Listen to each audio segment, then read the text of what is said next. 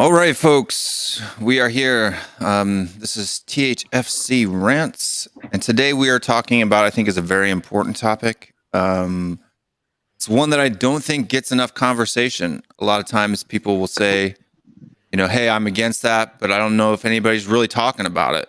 And I think one way that we can solve issues is by talking them out and hearing other people's experiences, things that they've been through, and allowing, when you hear a person's story, sometimes when you're looking at things from, whatever tribe you come from, you don't necessarily understand where other people are coming from. But when you hear them, and when it's a person and you get to hear their story, sometimes that can make you open your mind and open your heart really to the things they've experienced in their life, and it can change some minds. So that's why I've brought some people on today to talk about a topic that is unfortunately staining football recently. I would say within the past year and a half. It's been staining it for a long time, but with the popularity of social media and stuff like that, it's something that's doing that now.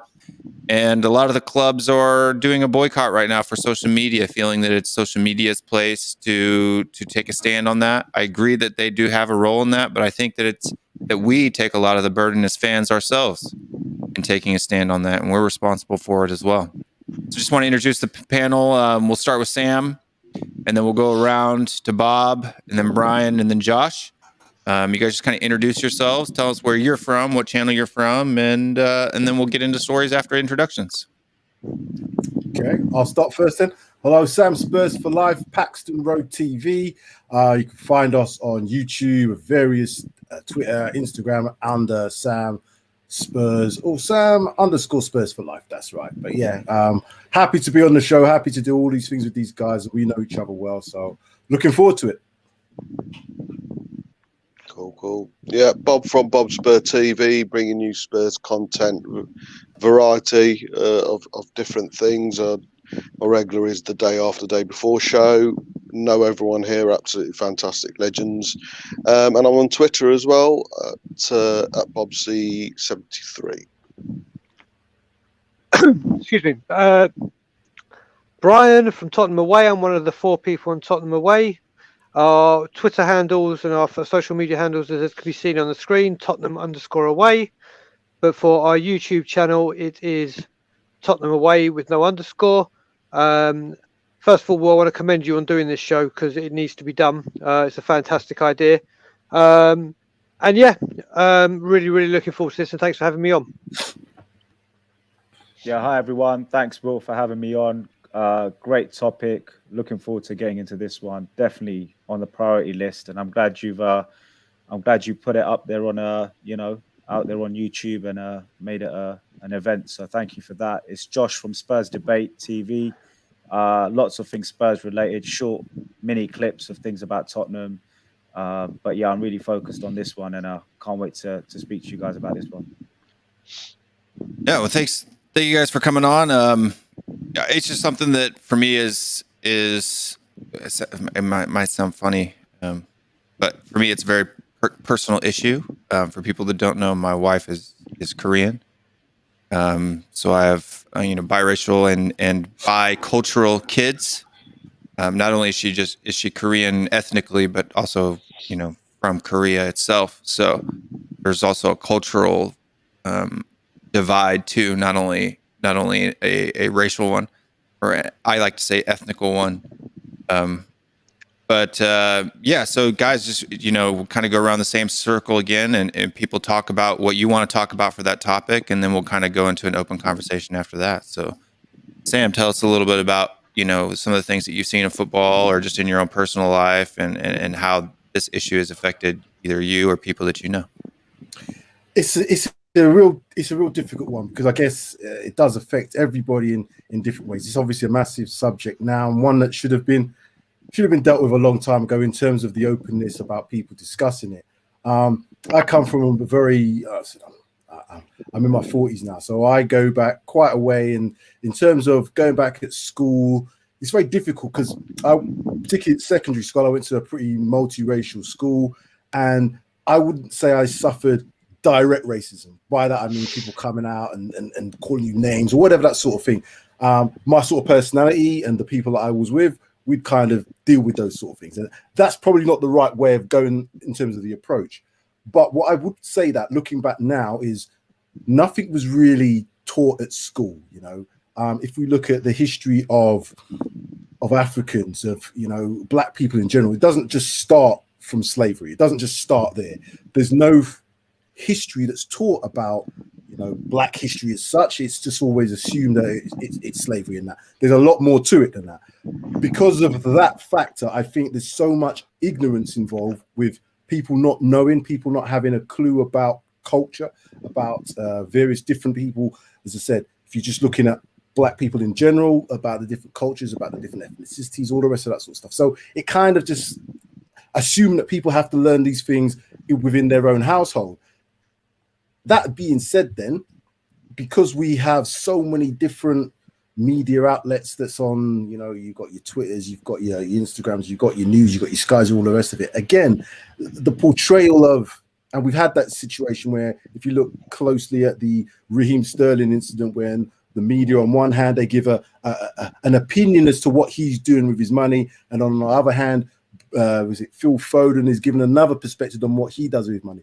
And those sort of things gives people that, oh, well, why is he doing that? And so it's a stereotype. It then becomes like a bit of a stereotype, and then people kind of buy into that sort of thing. And because there is no real education within our schooling systems to deal with these things, it takes people like yourself, Will, to be able to go out there and educate people from their own back, which, you know, we don't have to go and off our own back learn about World War II in school, because it's always done. So these things is where it starts from. It's education. It's getting people to understand about these things, and then to just do something. There's not enough being done. There's a lot of talk about stuff, but not enough action. And that's my point. I think we've got to do more action. So things like this are going to help and are going to, like, you know, open up those doors for people to be honest and open with their conversations. Yeah, that's definitely, you know, definitely interesting, you know, to hear, you know, your story and do that. Bob, I mean, you know, being from the same country, but a different ethnic group, what have you experienced growing up? Yeah, I think it's all the subconscious side of it.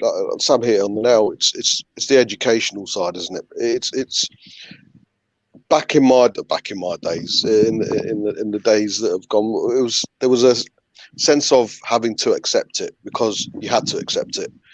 The guys who wrote the story about Phil Foden and Raheem Sterling, I don't think they went out to say, right, today I'm going to write a racist piece. It was the educational side. It was the subconscious side that they didn't realise the way it was written, and we've had to deal with that, unfortunately, all our lives. It's getting a lot less accepted now. I mean, my first real experience of racism within football was when we had a player called Naeem play for us, and suffice to say, the way he looked and the name, I remember going to the stadium and him being constantly called the P word. But again, no one raised an eyebrow. It wasn't. I'm probably ashamed to admit, I probably laughed along with the whole set. I was only 16, 17 at the time, but it was just the norm. It was the norm. It was accepted. But social media has grown. Voices have grown. The younger generation have made a point of this isn't going to be accepted, and bravo. But there unfortunately will be an element showing, you know, we're not always the victims. We're probably, you know, we're a part of it with the way we accepted it. If we had voices back then, who knows, we'll be in a much better place right now. But sign of the times, mate, sign of the times. But like I say, social media and the younger generation are doing something about it, which is absolutely great. And as far as I say, platforms like this can only help, buddy. Brian, tell us a little bit about, you know, kind of the things that you've seen or experienced living both in the UK and then in Canada as well. You get to see two different cultures, viewpoints on this particular topic. Yeah, I mean, I do. I mean, the first thing I've got to say, I mean, I think it's absolutely disgusting that the Premier League have chose this weekend out of all weekends to do it. And the reason I'm saying that is, why has this happened after the super clubs tried to do the Super League? Why has it come out when the big six are getting absolute backlashes and getting battered? Why did they not do this? Thierry Henry did this first. And they should have said, you know, that's a good idea. Then Glasgow Rangers and Swansea done it. Yeah. And then we have had, I'm only speaking as a Spurs fan, we had Sanchez and Son do that. Why didn't we do that as a club? And all the other Premier League teams or whatever, when they've had race, say, do you know what? I'm going to do this. I'm just very, like I said, right now, I don't believe anything that I hear from the club or the Premier League. So I think it's very, very strange that all of a sudden this has happened now. It's good that it has happened. I just don't, I think it's not to tackle this. And this is a thing they've got smoke and mirrors. But it's brought up this conversation, which is really, really good. I will say I'm very, very lucky to be a Spurs fan because I'm Jewish. Because if I was another football club, I would have to hear my fans doing it, and it would have sickened me. So I always said to my parents when I grew up, I said, Mum and Dad, why didn't you send me to Jewish school or my sister? And we said, because we don't want to put you just with Jewish people. We live in England, not Israel. It's a multicultural, multi-religious city. And we want you to have friends from all walks of life and everything and not single you out. And I was like, I didn't understand it then, but now completely. I mean, as we know, anti-Semitism in England, especially London, is rife. It's getting worse and worse as it gets on. And it's a horrible thing to see. And some of the chants I've heard when I've been around the country with Spurs or whatever are just sickening. But the thing that makes me laugh about it all is David Baddiel. David Baddiel was the one that was trying to get the Yid Army or the Yid word banned. Being a Jewish Chelsea supporter, he made a whole song and dance about this, and it got very, very far. So much so that I was at Spurs one day and I was screaming Yid Army. I was like, "You're not going to stop me!" Screaming it, and a policeman came up to me and said, "If you don't stop saying that, we're going to arrest you." And I just took off I went like this. I got Israeli tattoos out on my chest. I said, "For being anti-Semitic to myself," and he just walked off. But the point is, with David Baddiel, he said that he supports the team that sings "Spurs are on their way to Auschwitz, Sieg Heil, Hitler's going to gas them again," and is so racist, not just to Jewish people, to black people, to anyone that is not English. But David Baddiel don't come out and say, "Do you know what? I'm a Chelsea fan. I don't agree." It's disgusting. And my dad, when I had my season tickets, and I wasn't this nutcase that I am now, I was this little naive teenager when I started, Jewish guy, which you could clearly stand out. And he's like, "Brian, you can go wherever you want, but you're not going to Stamford Bridge. You are point blank not going." I was like, "What? I can go to Highbury? Yeah, of course you can. I can go here. You're not going to Chelsea." And I still stick to that. Even if I was back in England now, I won't go to Chelsea. Not because I wouldn't say anything, but I can't see it. I can't. They are just disgusting. They are the worst fans. And being Jewish, I've had to deal with this all my life. Like when you hear on the news that Combat 18 and all these other things go to the graveyards and start doing this with tombstones. I actually had this goes to show how bad anti-Semitism is going to be. I used to always worked in the West End or in the city, or whatever. And where I lived, when I had my own flat, I was getting a train to work, and I had to get off the train at Finsbury Park, the Overground, to get on London Underground. And right next to White Hart Lane is Stamford Hill, which is a predominant Jewish area. It's like Little Israel. It is like Little Israel there. And as I got off the platform to go into Finsbury Park, there was a very, very religious Jewish family with a heavily pregnant wife and their children, and the father had the hat on, and literally no one would give the pregnant lady a seat, which I then got. And then there was a group of college kids that just decided to take off this guy's hat and start throwing it about like a frisbee. No one did anything. So I can speak a little bit of Hebrew, a very little bit. And I said to him, listen, just sit down, relax, I'm Jewish, sort it. It got to a point where it got to the next station. I literally pinned the guy up against the wall and said, give me this. And I got the hat back and they got off the train. I got the next station. There was London Underground police that wanted to arrest me for being racist. And I was like, I beg your pardon? They're like, you're under arrest. I was like, I'm telling you now, if you arrest me, go check the cameras. If you arrest me, this is... And literally it gets to that point. And the worst thing, not just, I'm talking about Jewish being a Spurs fan, but the thing I hated about London, or I hate about London, is when I used to travel to Canary Wharf every single day, I would see racism once a day, without fail, whether it be Jewish, black, Chinese, Indian, anything, every single day. And like I said, I'm here in Canada now because my wife's Canadian. The abuse she used to get because they thought she was American. And then as soon as she said, I'm Canadian, oh, I'm so sorry, I'm so sorry. It was horrible. It's horrific in London now. And Brian, I don't want to shut you down because you're telling great stories here. But Sam has a limited amount of time, so I want to throw Josh in. Yeah. Cool. Because I definitely want to hear that out because we're going to get into the xenophobia side of this as well. But Josh, tell us a little bit about your story. Yeah, I just want to echo what everyone said, especially Bobby and Sam, who currently live in the UK. I know Brian's obviously abroad, but he knows all about the UK, as we've just heard. There's a lot of racism in the UK, unfortunately. You think time heals society, and we have this natural thing in our minds that the older we get, the wiser we get, the better we get. I wish that was true because unfortunately, if I go back, 20 years, racism was there. And it's still here. So I don't know where we've gone with it. I don't know where, racism's not disappeared. I can tell you that straight away. I'm sure the other guys on the panel will agree, the ones that live in the UK. If anything, it evolves and it becomes more dynamic. So now we've seen, physical racism become online racism and become social racism, if that even is a word in itself. But, social racism is easy because you can do it from your phone now and you can do it 5 seconds, put an opinion out there, and you can get 1,000 people supporting your opinion. And now you feel like it's justified, but no one's sitting there telling you, hold up, what you've just put out there on a social platform is racist, mate, or borderline racist even, which is worse because you don't know what you're doing.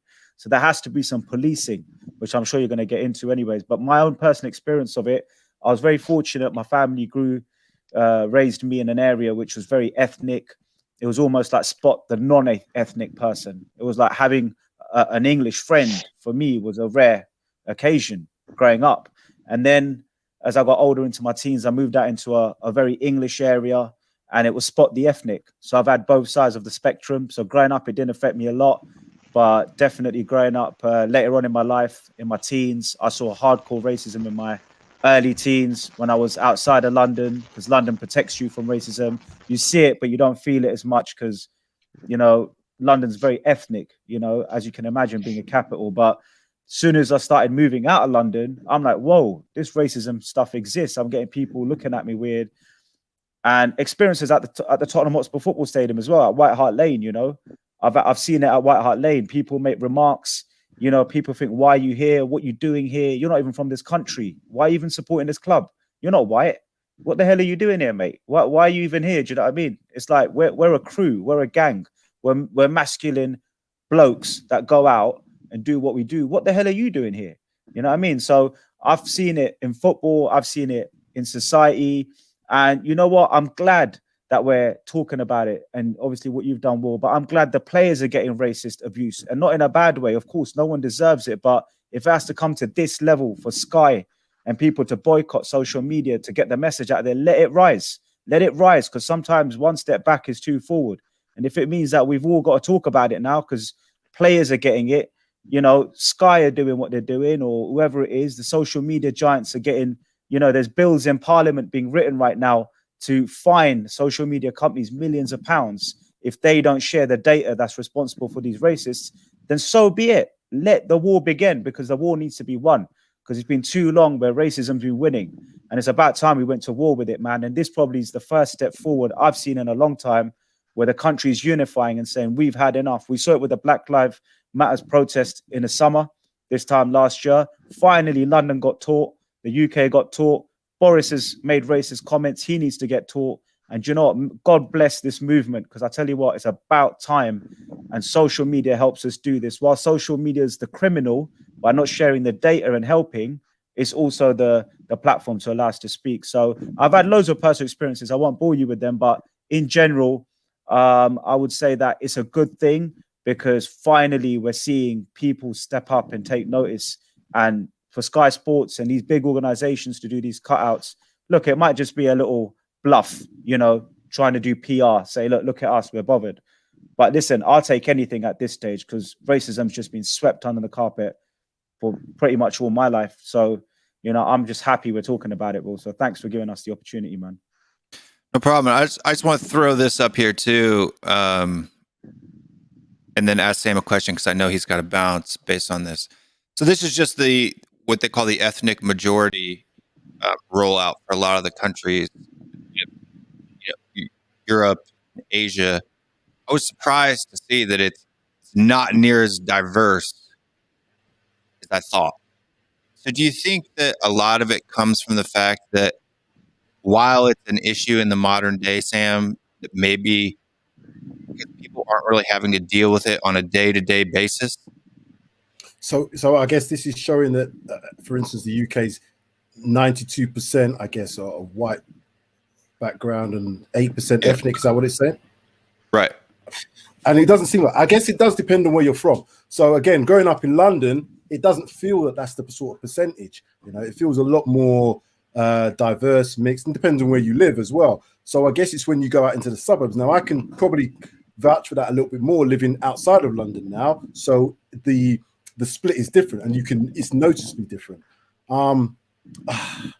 With that being said, though, it's all about, you know, what do we do? Because I think that number suggests that there's not a lot in the UK in terms of ethnic minorities, all the rest of it. So then when you compare that to seeing people of color in positions of power, etc., maybe that's one of the reasons why you don't see as much. Because I think, going back to what my thoughts are, is that in order for things like this to change, and I'm glad to see corporations like Sky doing stuff now, but why is it taken to this point? You know, I almost feel like it's a bit of a jump on the bandwagon. You know, oh, right, this is something now we should look to be seen to be doing something. Oh, let's get a few black pundits on it. Let's get a few guys, you know, on talk shows and that. But when you actually come and look at who's in positions of power, it doesn't transcend. Again, in the football, oh, let's boycott this if this happens, and let's maybe walk off the pitch if this doesn't happen or whatever. But when it comes to actually punishing teams and that, giving them fines isn't going to do anything, because all you know that teams can pay $100,000 fine. That's nothing. Teams can pay $250,000 fines. You take 20 points off them, you take 30 points off them, you relegate them, you'll soon see them make a real massive effort to stop that, because it affects the club. The same thing goes for the corporations. If you take away the ability for them to make money, you know, let's just say, right, if that all black people stopped subscribing to Sky Sports or did this or whatever, and I'm only using Sky Sports as an example, so just in case people out there watching thinking I'm against Sky Sports, no, I'm not. I'm just giving it an example. If you take what they're making, the money aspect of it, that's what will affect them, nothing else. And when it comes to football and football teams, again, what's going to affect a football team? If you said to Manchester City, you're going to have a $500,000 fine, oh, okay, that's pocket money. That's not even pocket money. That's loose change under the bed. If you said we're going to take away 30 points if you've done this 2 strikes or 3 strikes and out sort of thing, then you would see a massive difference. So it's about how the punishment to fit the crime. The crimes are severe enough that they need better and more punishment for it, and not just token punishments, not just things that, okay, let's look to be seen to be doing something by doing this. Do something that's going to really affect the way that people look at that, and then we'll see if there's more changes going to happen. Sam, before you jump off, like, so hearing what you're saying there, and I agree with you 100%. Do you think that, like, for instance, the player from Slavia Prague, shouldn't he just be immediately banned for life? Like, is that not the extent in which something should be taken? I don't think just banning the player, because they've got more players. Do you know what I'm saying? It's like if the player was injured for a year, He's out for a year. Great, they'll bring another player. Take away the ability for them to progress. Right, take him out of the Champions League. Ban him for next season in the Champions League. If UEFA are really serious about these things, that's what they would do, because it will send the message out to others. Okay, right. Oh, let's deal with our internal stuff first, because if we don't, this could be the consequence. And as I said, because it's financial, it has a better and more of a personal effect on not just the team itself, but as fans. If you imagine your team got kicked out of the Champions League because of a player that made a racist comment, how do you think fans would react to that? They would say, right, we need to do something about this, maybe collectively do other stuff to make sure the education side of things, and people know. But just giving token fines and that, I don't think is enough. And even banning the player, I don't think it's enough. Got to hit them harder than that. Okay, I hear you. And Tommy, welcome to the show, mate. What are your thoughts on the topic, and tell us a little bit about where you're at. I muted your mic, so you had a little bit of background noise, so make sure you unmute yourself before you roll out there. I can unmute you because I muted you. There you go. You're so good. Basically, I heard Sam and Josh briefly talk about outside London, and that's a big problem, because I grew up in London. The first 7 or 8 years I grew up in North London, so everything was multi-ethnicity. I mean, I'm half Kurdish, half English myself. Everything was multi-ethnic. So the people around me, there were hardly many white people around me, to be honest with you. It's only, so for the first 7 or 8 years, didn't really know what racism even was. It's when I moved to Kent. Only an hour's drive from London. 95% white, 96% white. Might be lower because of obviously illegal immigrants and stuff like that, but certainly I would say very similar to your graphic, 92% outside London, I'd say. And that was the problem. That's when I understood what racism was. And that was hurtful, because people, black friends of mine, it was completely, there was nothing behind. There was absolutely nothing behind it. I mean, a black person that moved into my estate after a week or 2 weeks was getting scathing looks. They're thieves, they're this, they're that, they're the other. And that to me is where we have to bring white people into the conversation. The thing is, we have to bring white people into the conversation, or this is a fundamental white state. So if you want to overcome it, you've got to bring the white people into the conversation. And a lot of times you're trying to shut the white people up, but it's not going to work in a fundamental white state. It's not going to work. There was a John Barnes interview not long ago with Liam Neeson, and I thought it was fantastic, because John Barnes was one of the first great British black players. Unbelievable player in the 80s, a little bit before my time. But what he said with the Liam Neeson issue is, Liam Neeson, he came out a preview to a movie, and he was saying something like he had a girl mate that got raped by a black guy back in Ireland, and he wanted to go around and he wanted to kill black people for a week. Now, John Barnes said, give this guy a medal. And to me, we need to get the truth out there. We need to get the truth of what people think, because it's systematic racist abuse. It's built in us. It's built in people to a certain extent, especially to white people, from their mums, dads, grandparents. And we need to get those thoughts out, and education is absolutely key to this. So we need to hear the white person's voices. And people said after that Liam Neeson interview, you should be banned. You should never do movies again. But we need the truth. We need to hear that. We need to hear the truth. So Tommy, Sam's got to jump off. Sam's got an appointment, so we'll let him do his outro, and then.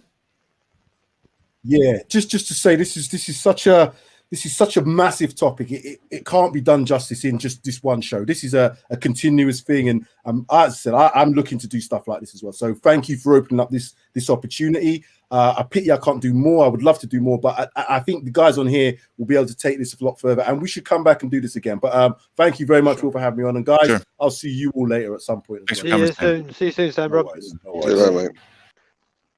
Go ahead, Tommy. Finish what you were saying. I'm sorry about that. Yeah, no, that was it. Basically, it was interesting what Sam and Josh said about the outside London thing, when it really made the impact and they saw the racism. It's exactly the same for me. And having been in Kent now for 25 years, things have improved slightly, but not enough, nowhere near enough. So my point is, we have to bring the white people into the conversation, and there has to be a freeness somewhere, freedom of speech somewhere.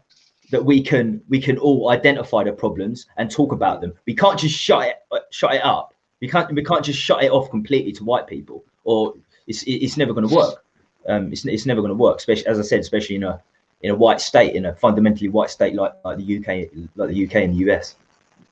Yeah, and so I am a white guy, in case people didn't notice, with my red beard and blue eyes. So I'm actually not a redhead. I've only been, ever since I lost my head, have I been a part of the ginger crew. I actually have brown hair but a red beard. But now that I have no hair, people assume I'm a ginger. So, but for me as a person growing up, so I've grown up in the United States. I mean, obviously the United States is probably, I guess you could say, the most famous for, racism and racial work. But I think I think that that's not necessarily a negative thing looking at the world. I think that because of the struggles that we've had and that we've had to overcome, it's a conversation that's had far more often here than maybe in other places. And it's a conversation that gets kind of, I guess you could say, there's a modernized part of that, Tommy, like you were saying, where they try to, white people have no voice. In fact, there could very well be a lot of Americans in the chat right now who are saying, why is there a white guy talking about racism? I'm not a leftist. I'm not a right-wing person either. I'm a libertarian classic liberal. So I'm kind of in the middle. And my view on it is that white people don't need to be saviors for people of color or people of other ethnic groups. We need to just police ourselves, right? And I think that that's, for me, that's really, especially as football fans too.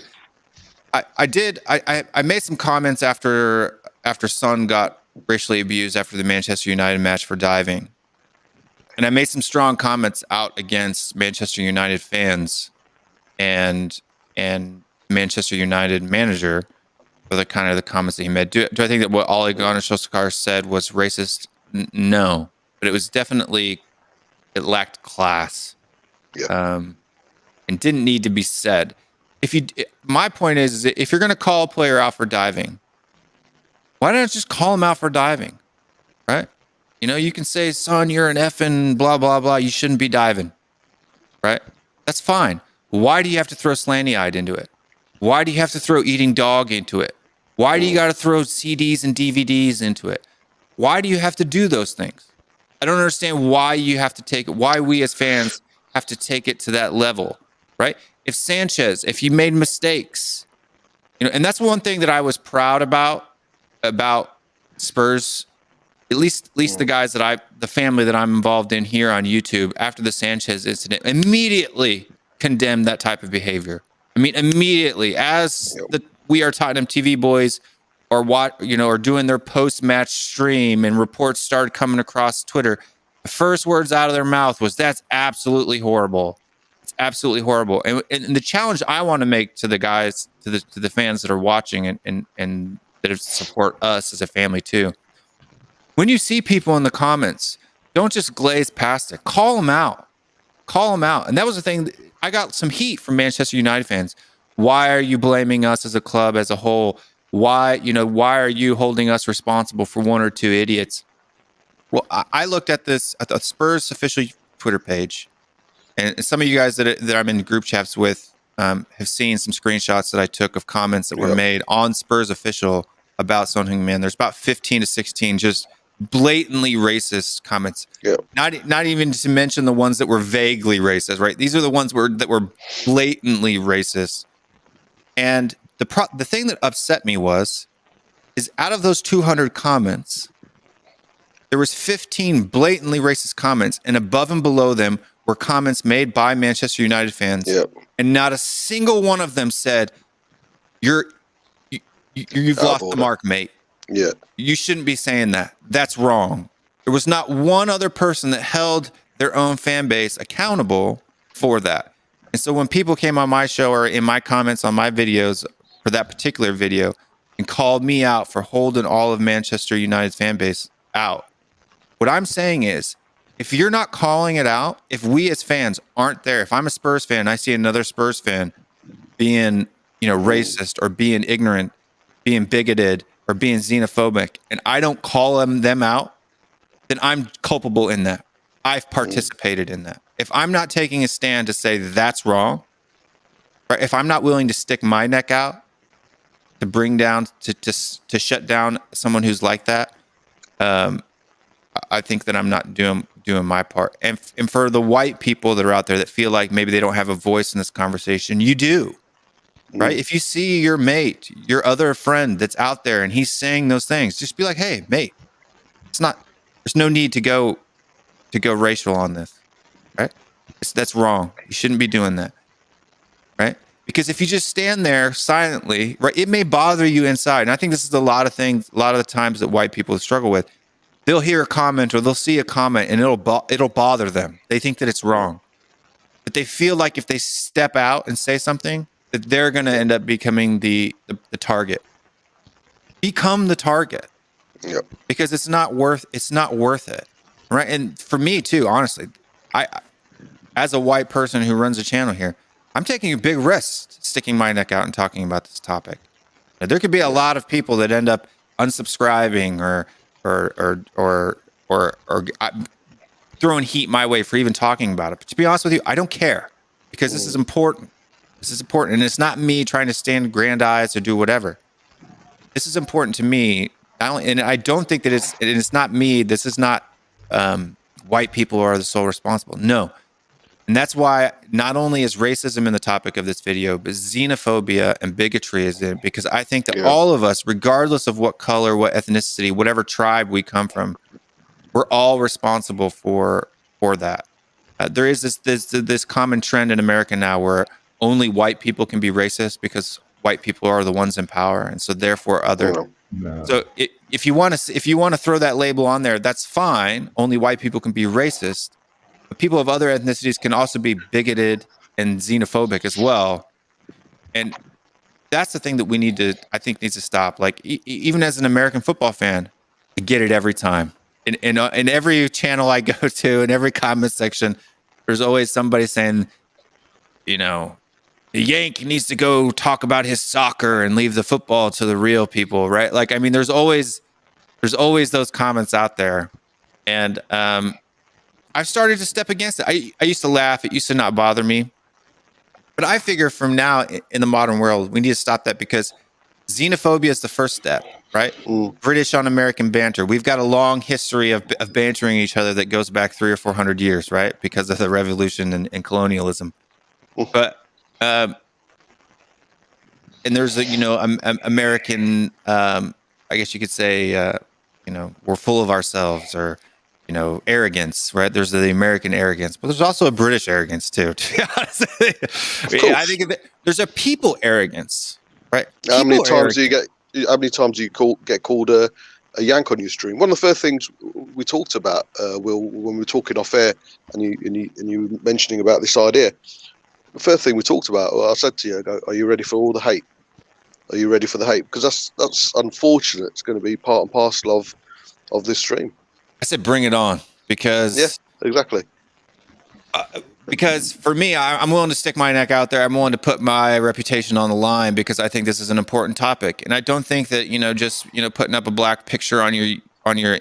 And I'm gonna get hate for this again. But I'm gonna say it because I don't think that that's enough. I don't think that putting up a black picture on your social media and not being on social media for a couple of days, that's great. Do that, but do more than that. Don't just do that. That's an easy solution, right? For the Premier League clubs, and this is what bothered me about it. It's an easy solution to protest social media. Shift the blame from you to them, right? It's Twitter's fault. It's Facebook's fault for allowing that to happen on their platform. You're allowing it to happen in your stadium. You're allowing it to happen in your league.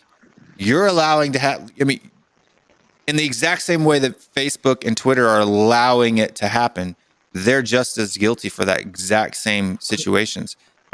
People have said here, I saw in the comments earlier where there was a guy said he was called the N-word by his own fans in the 80s, right? So, it's we need to be the one who takes the responsibility of ourselves and the people around us. And if in our small circle we stand up for what's right, Yep. eventually that'll spread to the whole society standing up for what's right. Well, it's funny what you said about well, not funny, but when you said about the Manchester United and you said about their fans, it just reminded me of a few things. And then one was when Davinson Sanchez was racially abused. The next day he did that black on his social media on Instagram, and he said nothing changes or everything stays the same. I saw out of the first 20 comments, I think 12 of them, don't know where they were supporters, didn't have their had just been rows and rows and rows of the monkey emoji. And I'm just like, how can people do this? And again, it's when we all talk about Twitter and whatever, it's amazing how if you show one little bit of thing that's copyrighted, they are on you like within seconds.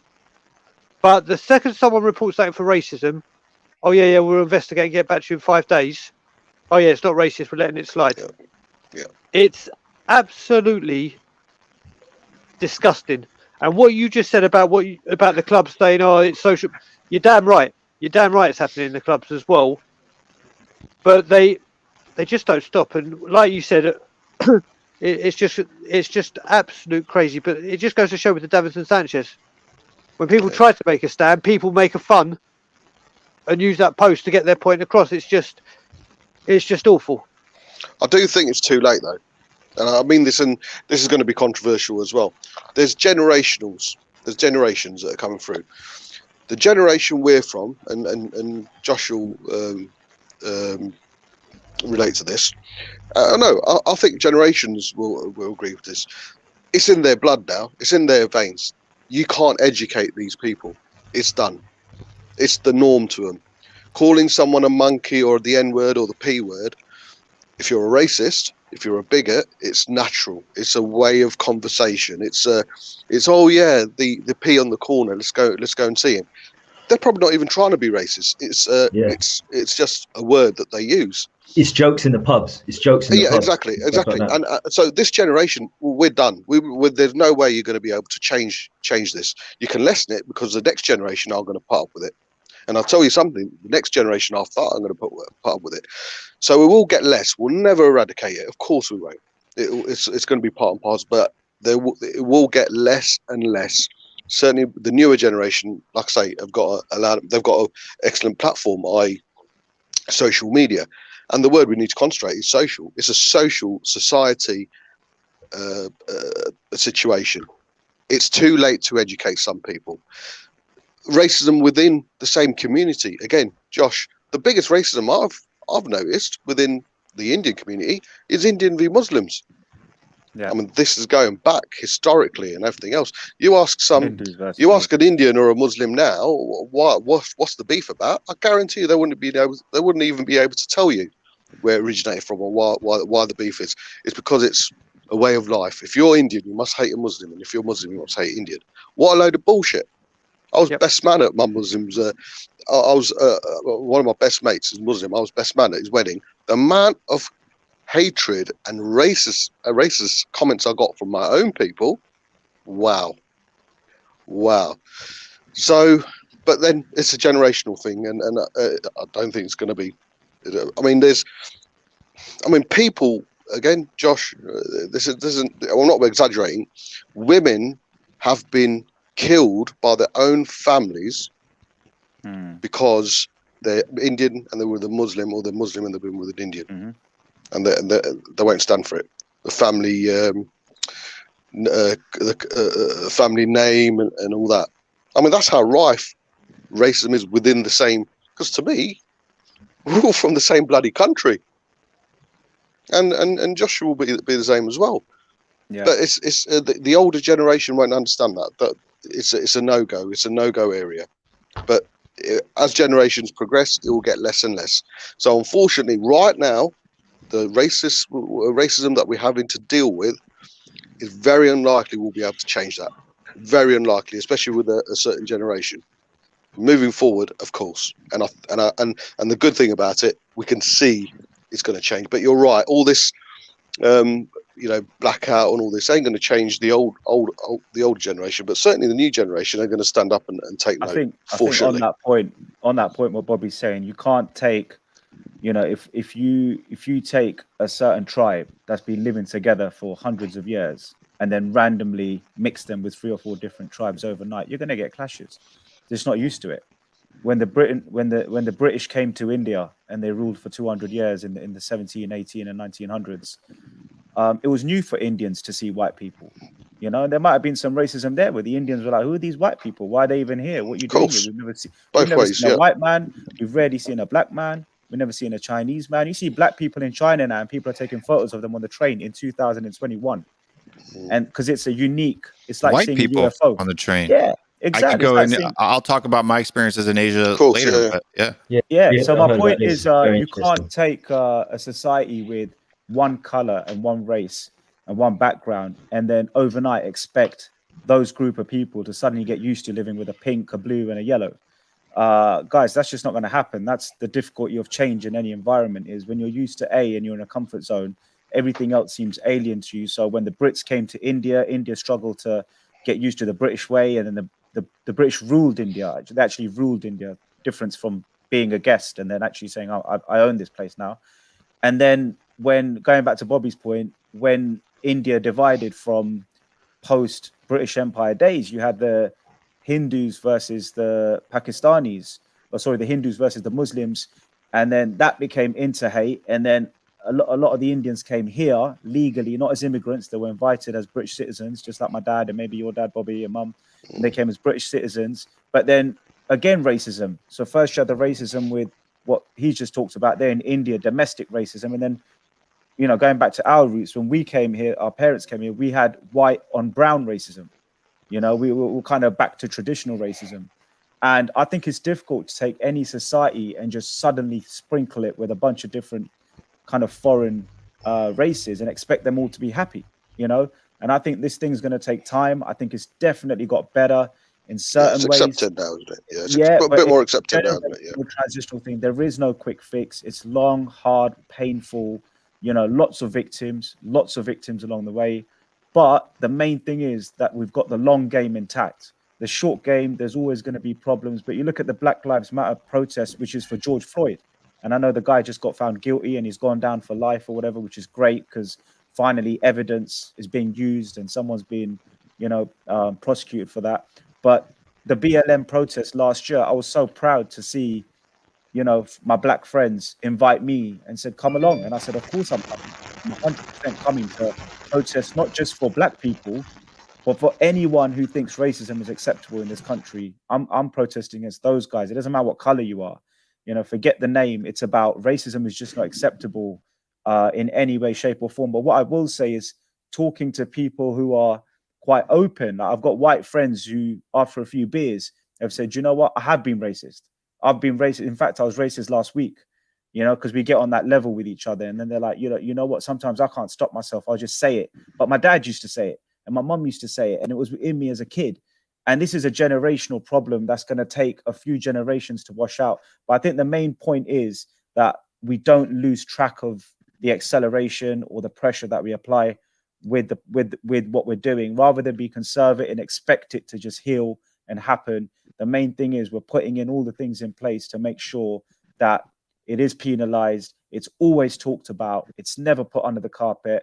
And I think that's the key, is that we stay vocal and we don't let government or, large organizations tell us that racism is better. Racism is going. No, the time racism will go is when I can walk into a football match or I can drive an hour down the road from where I live and I don't get stared at or be called remarks. That's the day racism's really gone, not when these big corporations say it's gone. So for me, it's about the people themselves, just constantly pushing. But you know what? It's expected, because this country never knew what it was like to live with a non-white person. And then all of a sudden, a load of foreigners land. And it's like, whoa, what's going on? The way of life is different. They dress differently. They talk differently. Everything they do is different. It's like aliens landing on in this country. So, it's going to take time, guys. And the resistance is there. But the main thing is we don't give up and we just keep pushing with what we're doing every day. You've got to do something to stop racism. Whoever you are, wherever you're from, every day you've got to do something small or something big to stop racism. Whatever that is, you've got to do it, man, especially at football matches. For sure. And I think that, and I'll kind of get into my story a little bit. I wanted to let you guys talk a little bit before I kind of share my experiences. But I think too that, and I think that even seeing in the chat too, and kind of going on what Bobby said, I agree that in the past, before the age of communication, right? So we're in what I call the postmodern world, the social media world. You weren't exposed, like I showed kind of in that graph there, that a lot of these countries, especially the main footballing countries, are fairly homogeneous, right? They're, the majority is a super majority. And when you have, and it's really kind of comes from colonialism, but I don't like to point the finger backwards at colonialists and saying, so everybody starts pointing fingers at each other. This is your fault. This is your fault. This is your fault. This is your fault. Because that doesn't fix anything. It doesn't fix anything now, today. And I mean, and if you go back 300 years, well, what about 600 years? And then what about 900 years? And what about 1200 years? How far do we go back? The Romans, the Greeks, the Persians? Yeah. I mean, how far do we go back to find out who's really the root of evil here, right? When really we need to be kind of looking at ourselves and looking forward now and seeing the age that we live in now and the opportunities that we have now to fight this. Because I think that it's different now. We have social media now. I can interact with people from China and Korea and Hong Kong. We've got people here from Malaysia in the chat. We have people from Korea in the chat. We have people from all over the world in the chats on my streams, especially the late night ones. And so we have the opportunity now to interact with cultures that we could never interact with before in the past. And you're right, the tribalism does come from a lack of understanding or seeing people that are new. I mean, I even saw it in my own kids. When so for people that don't know, I moved to South Korea when I was in 2003. So when I was 23 years old, met a beautiful Korean lady, got married, and stayed over there until 2015. So my kids were born in Korea. They grew up in there. And when I got to Korea, there was positive racism and negative racism. So not only am I living in a culture that is 98% homogeneous, meaning Koreans, and the other what they call ethnic minorities are Chinese and Japanese, which are also Asians, right? So white people are there's 2 million white people out of a country of 60 million people, right? So I mean, and those are English teachers that are in and out of the country, year after year after year. So it's a very homogeneous culture. So it would really get to the point where even when I first got there, if you saw another white person, it was a shock. You're like, hey, there's a buddy, right? He's my friend because he's white. or people would even say that to me. There goes your buddy. Right? I'm like, I don't know him, right? Just because he's white doesn't mean he's my buddy. But living there as I did, it really kind of helped me. Obviously now living in the United States, I come from a privileged ethnic group. I'm in the majority here. And by privileged, I mean being in the majority. There are just as many poor white people that struggle on a day-to-day basis as there are people from other minority groups, but from the majority, being from a majority is a privilege. And living there, walking into an elevator, and it really, I don't think a lot of white people in Korea that don't speak the language really grasp the comments that are said to them. But me having, speaking Korean fluently, it made things, I guess you could say, a little bit more difficult. Going into the elevator and a woman, if she's in there by herself, immediately grasping her purse and moving to the far back corner, walking down the sidewalk and having people immediately, their heads turn as you walk by, getting into a taxi cab and immediately being, having to give English lessons to the cab driver. walking onto a subway and having drunk people scream, "Go home, Yankee," and yet cursing at you because they don't want you in their country. Even to the point of going to a restaurant, and I like spicy food. I love spicy food. I could probably eat more spicy food than any person ever. Like you take the hottest Indian curry, and to me, it's like eating Cocoa Pebbles for breakfast. Like it doesn't faze me at all. I love it. And then going and ordering spicy food and them continually putting it in front of my wife. Well, my wife can't eat spicy food, even though she's Korean, and putting the non-spicy food in front of me. Yeah. Or giving me a fork to eat sushi. I don't know how you eat a fork or eat sushi with a fork. Please explain that to me. If you can explain that. But I mean, just stuff like this. Walking into a convenience store and having all the kids, immediately come running up to you. Hello, Moto. Because their only experience with white people is, for one, TV commercials, and two, they're teachers at school. So they automatically assume that you're, there for their entertainment.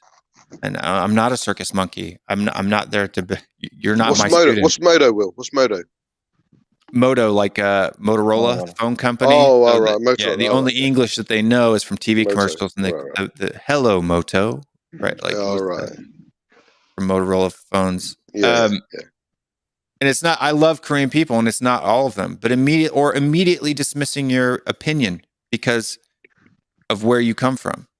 You're an American. You don't understand. Yeah. You don't understand what life is like. You got that now on your stream as well, haven't you?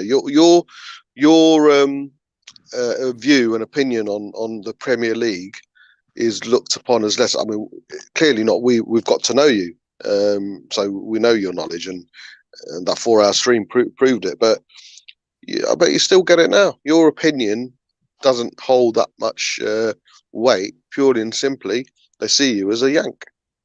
Give an opinion on our beautiful game in England, and it's it's unfortunate, isn't it? It just goes to show. The thing is, like, I think we all said it when we're doing this. When the European Super League came out, both Brian Ireland and Will, were getting absolutely bombarded with the most ridiculous comments. But they're so stupid, the people that left these comments, because it wasn't a negative; it was a huge bonus. Having them both, exactly, because all the English people back home in their channels or whatever they're listening to didn't have the resource that Will has and that Brian Ireland has. That could have just said, "Listen, this is what's happened in America. This is how it goes. This is what it might be like. This won't happen. This might happen." Exactly. They've grown up with it. We were lucky to have them on our channel. Exactly. And you said, we both said it numerous times. Take advantage of it. Take advantage of the fact that we've got two American people there with that much knowledge. But take advantage of it. And the thing that made me laugh the most about it, I mean, there honestly, there was so much heat after that, and I had given disclaimers so many times. I literally thought my channel could be done. Like I could be done here. Or I could be done here. Luckily, the majority of the people watching, I love you guys too. The support in face of the, I guess you could say, the ridicule was so much more overwhelming that it kind of energized me to do it, to push with the channel even more. And I hope that eventually, I'm sure that I'm going to get some hate for this stream too, but I hope that the overwhelming support will also motivate me to continue to do things like this. But the thing that made it funny to me and I think it was in the Tottenham away group, somebody posted a video of a British guy saying the exact same thing that I said, almost word for word. And people are like, that's a good shout. That's a good shout. But if the American says it, you're diminishing. You're well, that's what it's become. That's what it's become. It's like you were saying about education. It's like the first thing they do is they don't think, oh, wait a minute, that's an American and a Canadian talking about what happens here in America and Canada. Yeah. They look at it as that's an American or a Canadian talking about our game. Our game, yeah. And it's just ridiculous that the way your brain is trained is just to look that way. And it was just ridiculous. Yeah, I mean, I just think too that, so coming from it, so me being a white person, And then also too having, the vitriol and hate.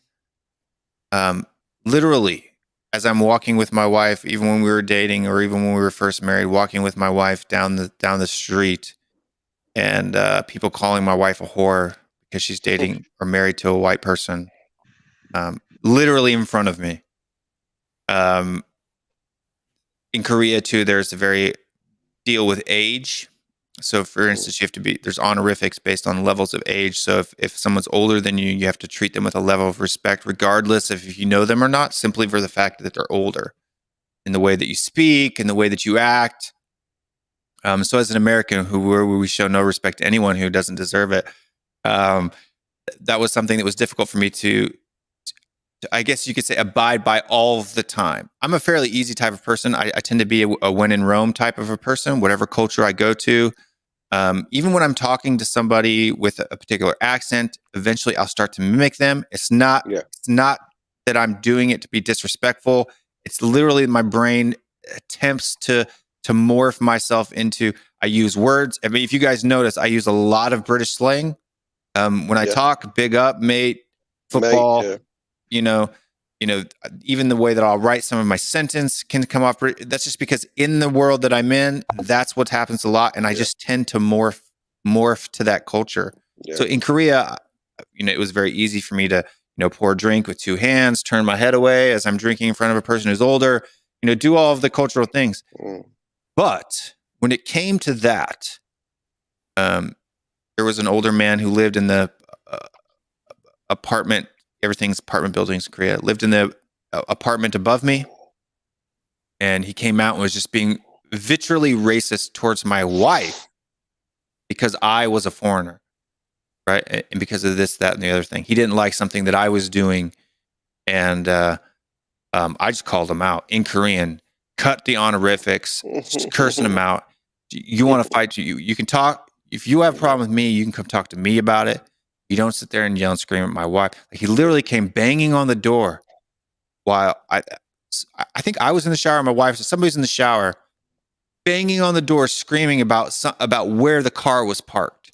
And the reason why he was upset was because that, even though there's no assigned spaces at the place, that was his spot, and he didn't want some foreigner's car in his spot. Oh, Jesus! And I immediately ran out of the house like half naked. It got right in his face. You don't come screaming and banging on my door. I don't care where your car's parked. You can, and people don't know I'm a very large person. I may not look like it on stream, but I'm 6'5", 215 pounds. So I'm large in stature. And we need you at centre back, Will. Yeah. Yes.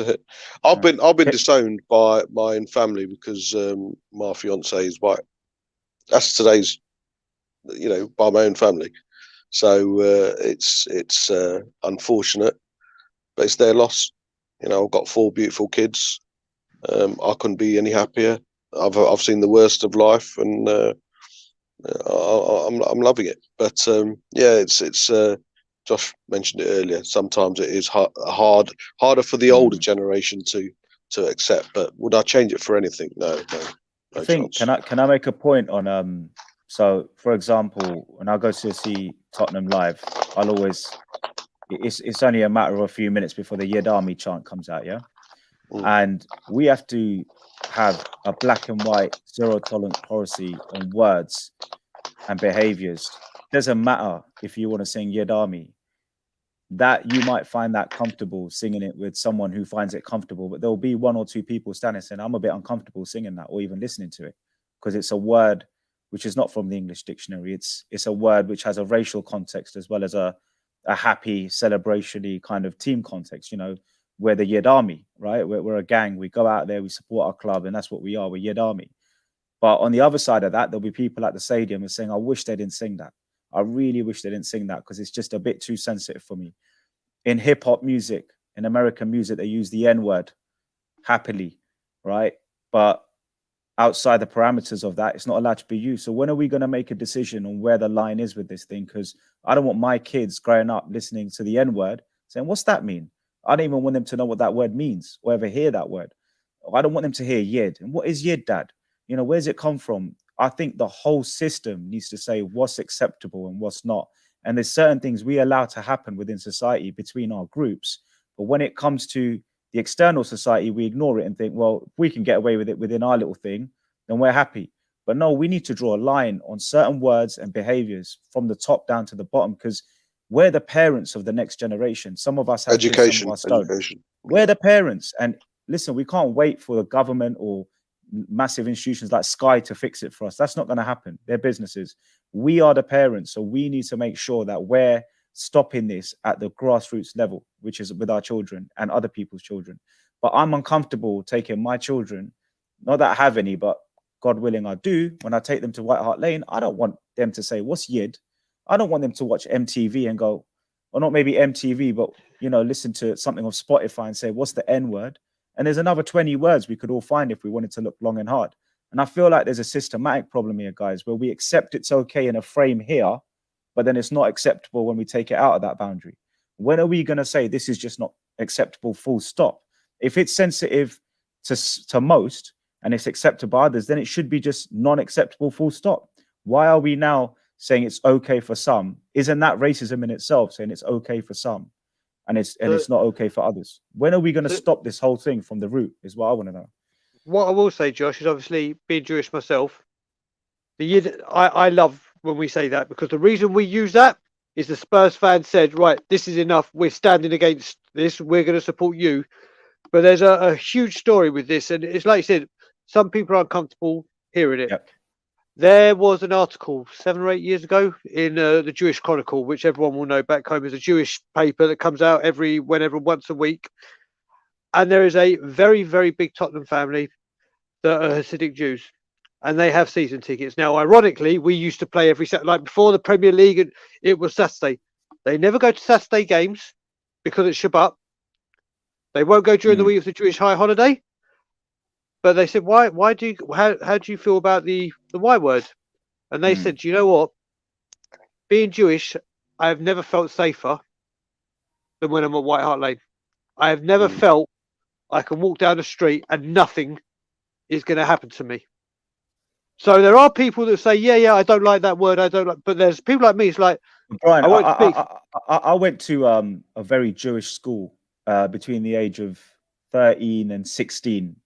I went to a very Jewish oriented. When I say Jewish school, not a Jewish school, but 80% of my fellow students were Jewish. And I was probably 1 out of 3 brown people. There's about 5 black people, and then the rest were English, Russian, Chinese. And when people were pissed off with a Jewish student, they used the Y word. Yep, but in the bad way, in the wrong way. But then on a Saturday, I'm a Tottenham fan. I'm listening to the Y word in a positive context. Yep. But on a Monday, I'm listening to it in a negative context. That left me thinking, am I right to use it if I need to? Because it's used over here. Or should I not mention it at all? Now, I decided never to use the word at all because I realized it's not my word. It's not for me. Like you said, it was used as a word to say we're against those that are racist and we're the Yid Army. But we need to, I think, look at that. Has that had its time? And do we now need to go to the next level and say these words have a double-edged meaning? And for that reason, we need to just wash them out of society once and for all, because like, you know, the P word, right? P-A-K-I. Yep. I'm not even from Pakistan and I get called it, right? But they're not calling it to me because they think I'm from Pakistan. They're calling it to me because it's a racial word. Brand. It's nothing. It's a brown skin. It's not a geographical word. It's it's not, you know, that. It's I don't like you because you're brown, right? It's as simple as that. But I seen brown people use that word between each other like they're brothers. Oh, what's happening, P? And I'm like, stop using that word. Because what you're doing is you're allowing that word to live. You're giving that word oxygen, and stop it. Because you know what? Someone will hear that word and you will devalue that word's effectiveness. And that's what can happen. Because I've lived in that environment, being a Tottenham fan and then being in a school where Yid was a negative word. As soon as I'm out of school and it's match day, everyone's singing it. You know what I mean? We were singing it, Josh. We were singing it on Sunday. Yeah, we were singing it on the weekends. But should we not just remove the word, is what I'm saying, just to save any confusion? Because we can't have best of both. We might leave certain people using it for the wrong reasons if they think the whole word's acceptable in the first place and it's out there. That word and the M word, unfortunately, they're never going to go away. Whether you think with the Y word, if it's a positive or a negative. Now, obviously, we know the M word is a total no-no. You hear it in, like you said again in movies or whatever. You hear it.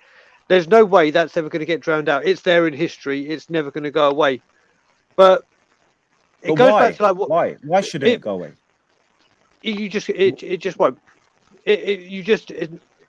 Maybe generation. You're not going to go right as of tomorrow. It's difficult, but there are words in the 80s to describe black people that have gone. It's pretty much. Yeah, generational. It will start going. And I know exactly what word you're still thinking about. Yeah, but there's a few. But so it's language is the key. Language is the key to everything. Language is life. That's how we are top of the food chain, because we could communicate better than the rest of the animals. So language is absolutely key on all levels. And the thing is, it's education. But I want to be more specific when we talk about education. What books? We're just talking about books? No. Parenting. I think when we're talking about education, we have to be very, very specific as well, because when you explain it, but even at schools, what are you going to do at schools for the education level? Bring racism to the forefront. Take out textiles. Yeah, forget Diwali. And say let's bring people together. I think what we should be doing, bring people together. Bring white and black people together. That's when we know. That's when we know that we bleed the same. We bleed the same. You open us up. We're all exactly the same. And when you live in a multi-ethnic society, you're aware of this. 100%. I have a perfect example of this, right? So my kids, so my parents, I grew up in Lake of the Ozarks in Missouri, which is probably 99% white.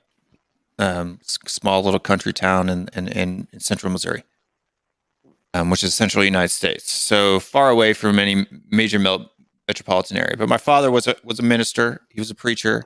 And every now and again, he would go to to do like outreaches in the homeless shelter up in St. Louis, which is about a 2-hour drive.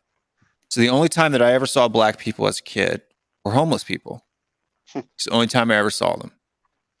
And then I happened to see at like 2 years old, happened to see a black family in Walmart.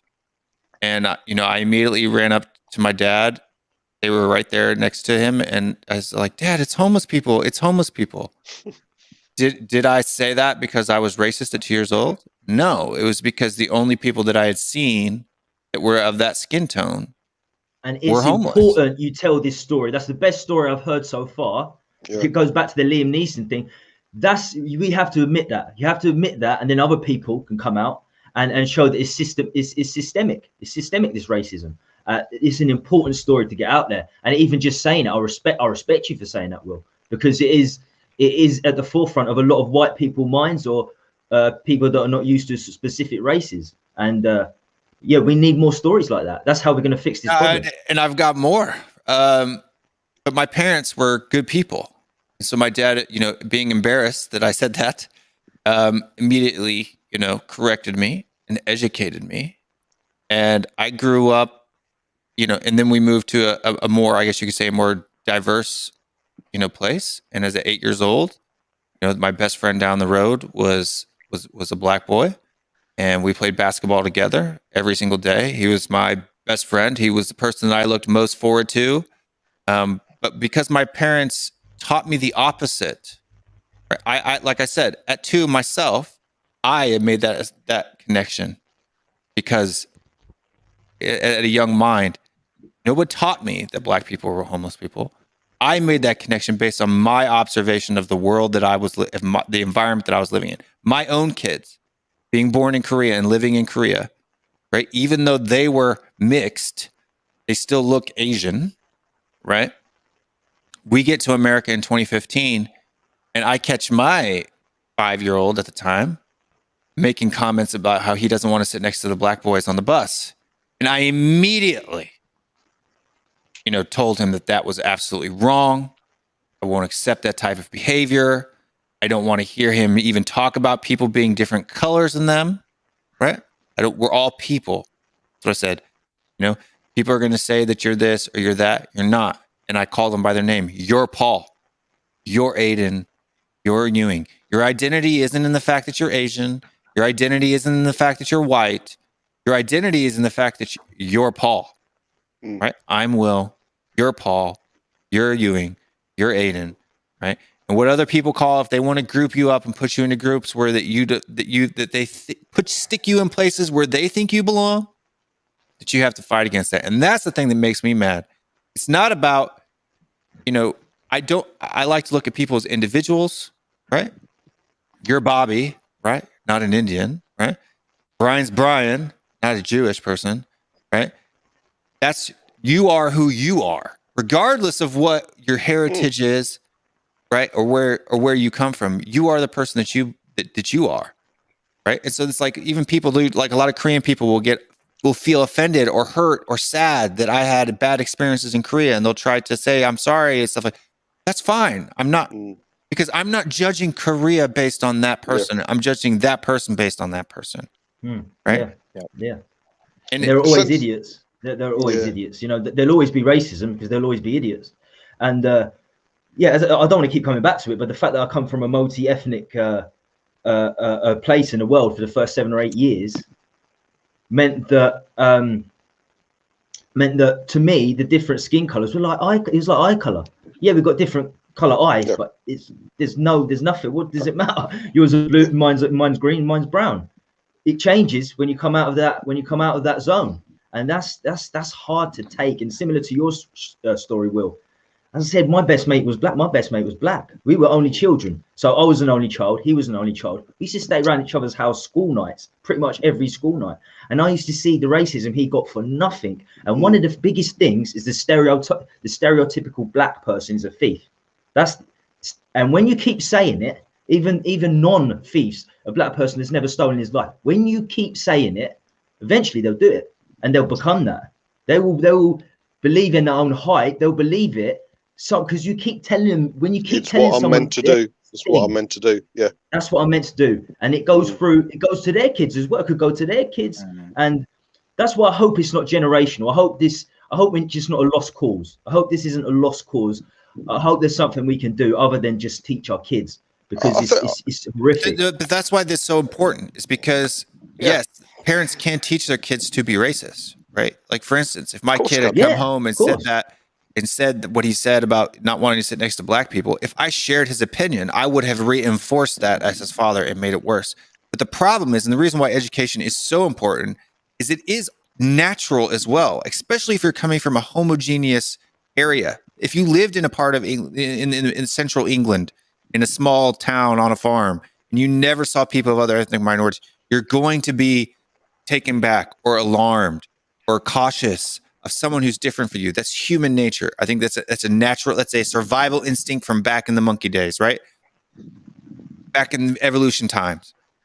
We have that to protect ourselves, right? So you also have to teach against that as well. That's why it's so important. Like my own kids, me as a little young boy at 2 years old, only immediately associating black people with homeless people because that's what I had experienced.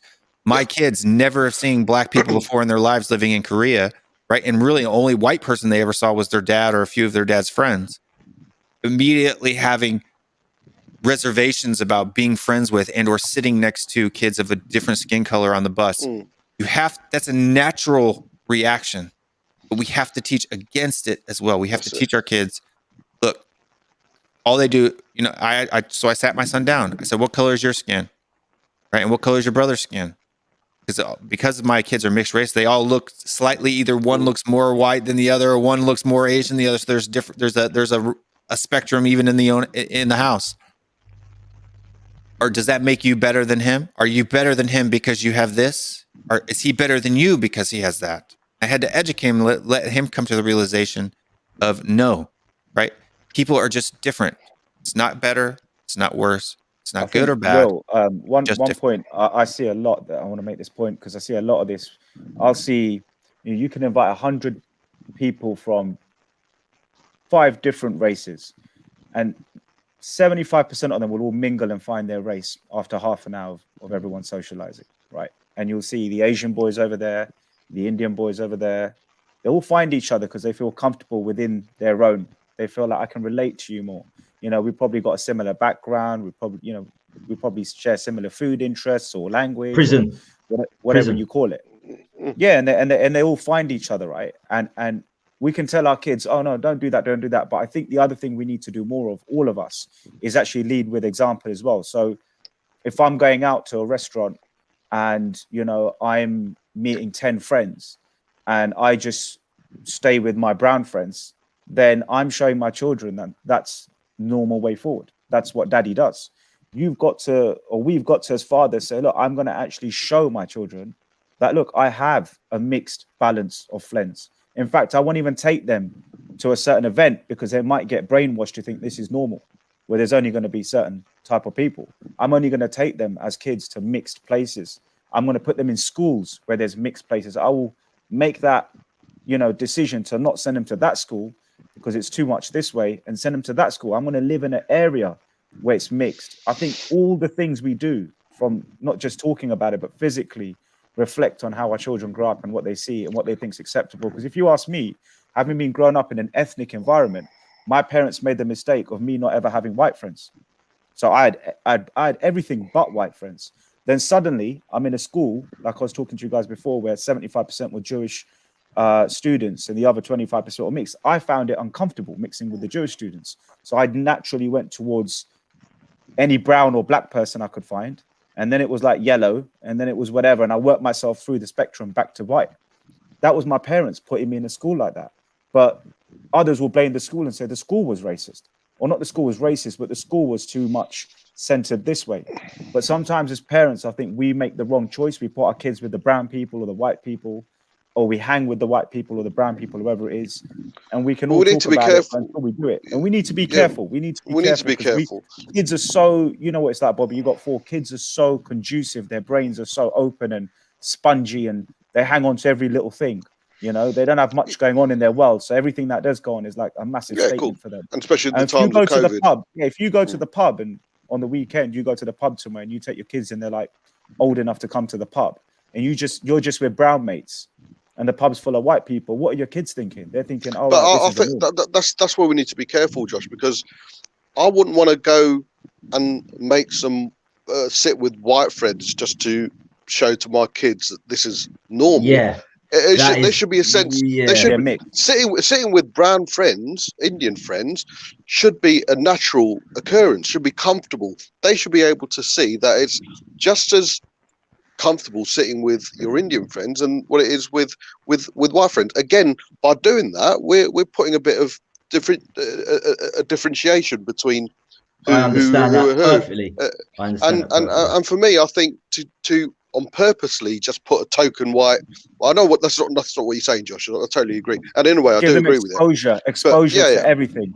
Yeah, but I'm not going to. For me to think, right? Oh no, I'm going to the pub. I've got Josh, Indy, Bram, and like 5 of my Indian friends. Oh, I better invite Tommy. Well, no, Tommy's not good at. if I said, let me get Will down, Mr. Ginger. You know, just put him there. I'm halving you. Come on now, I'm halving you. Yeah. But I wouldn't want to do that because I think that's in a way borderline. I'm not saying that's what you're telling, but that could be perceived as borderline racism as well. I think we just need to be. We just need to be careful, don't we? I think the easiest way. It's so difficult.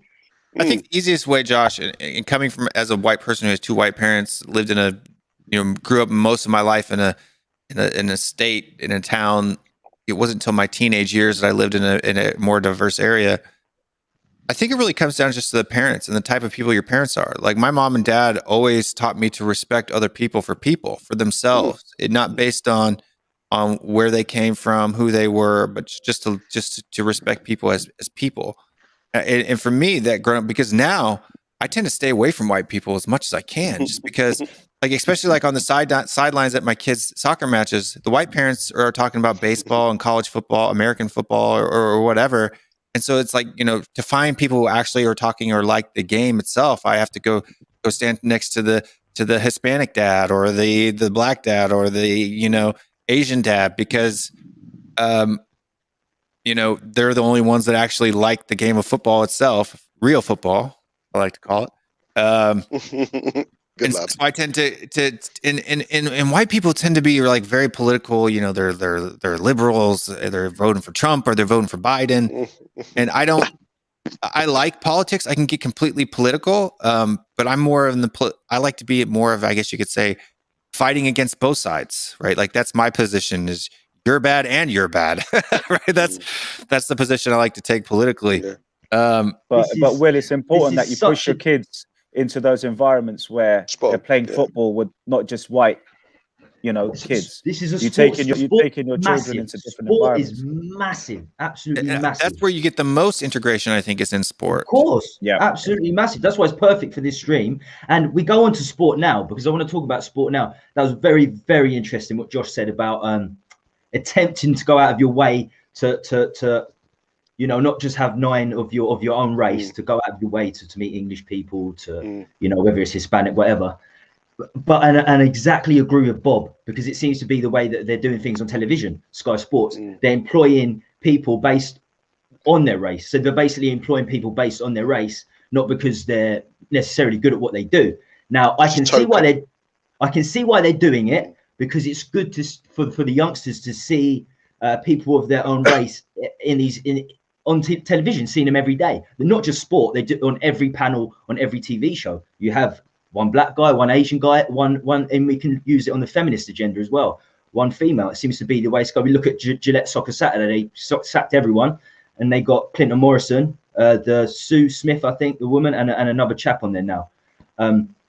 It's got to be done for the purpose. If you start making it trivial, when you start making things trivial, that's when it's a problem. That's when it's a problem. Just want to say, Tommy, it's happening because it's happening live. So Leicester v Southampton just been paused, so Fofana can come off and break his fast, have a water and have a banana. He's going to get so much shit for that. You know that, don't you? What was that? So Southampton v Leicester is live on TV. Oh, the Ramadan. Yeah, Ramadan. So he's fasting. Okay. They've just paused the game for a minute so he can come off and break his fast and have a banana. And unfortunately, that's going to have so many racist comments come on Sky Sports. We know that. We know that, don't we? Again, it's the opposite. It should be commended. It should be well done. Thank the Lord and everything. It's what I mean. Their religion is no. They don't see that. Do you know what? This guy is playing through a fast. This is his dedication 100%. To the sport. This is his dedication to the fans. This is dedication to the team. Yeah. It's why have they stopped the game? Exactly. But that's what I'm saying. He's going to get so much crap. He's going to get so much crap. But that's the thing. It's just fucking ridiculous. Sorry, Tommy. This is my problem about at studio level, television level. That's great. That's wonderful. The people that are going to become analysts and TV presenters. How many people? What percentage of people is that from each race? 0.001%. So what about the lower class black man? What about the lower class black man? Because I go into supermarkets now, and this is true. I know this is true because I've got a lot of family that own businesses. I've got friends that own businesses. They employ all sorts of people, mainly North London. So they employ all races. They're afraid to employ black people now. They're afraid to employ black people because they can't sack them. They can't sack black people because if black people are not pulling their weight, it gets seen as racism. And this guy, my cousin married a Zimbabwe woman. He's married to a Zimbabwe woman. This is why I get back to the original. I'm not just talking, my original explanation of you have to bring white people into the conversation. You have to bring them into the conversation because these are the people that are employing the lower class black people. So I'll go to a supermarket. The only black people there are the cleaners.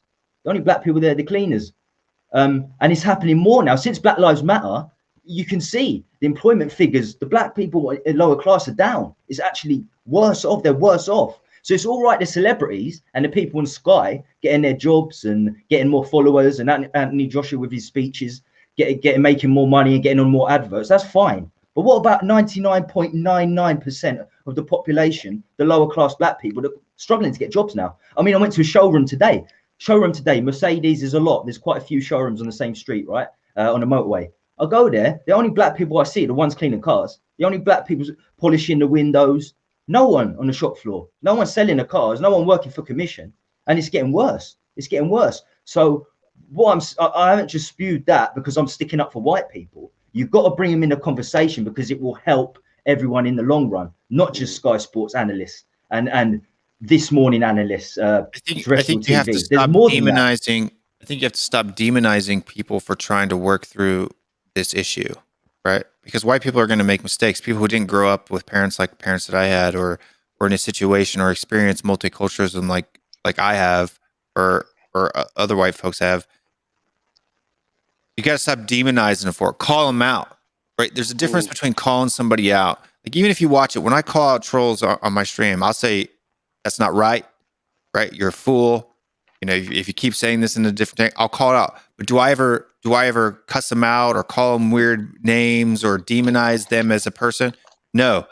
Call out the behavior, but don't demonize the person, because the problem is, this is what happens in America.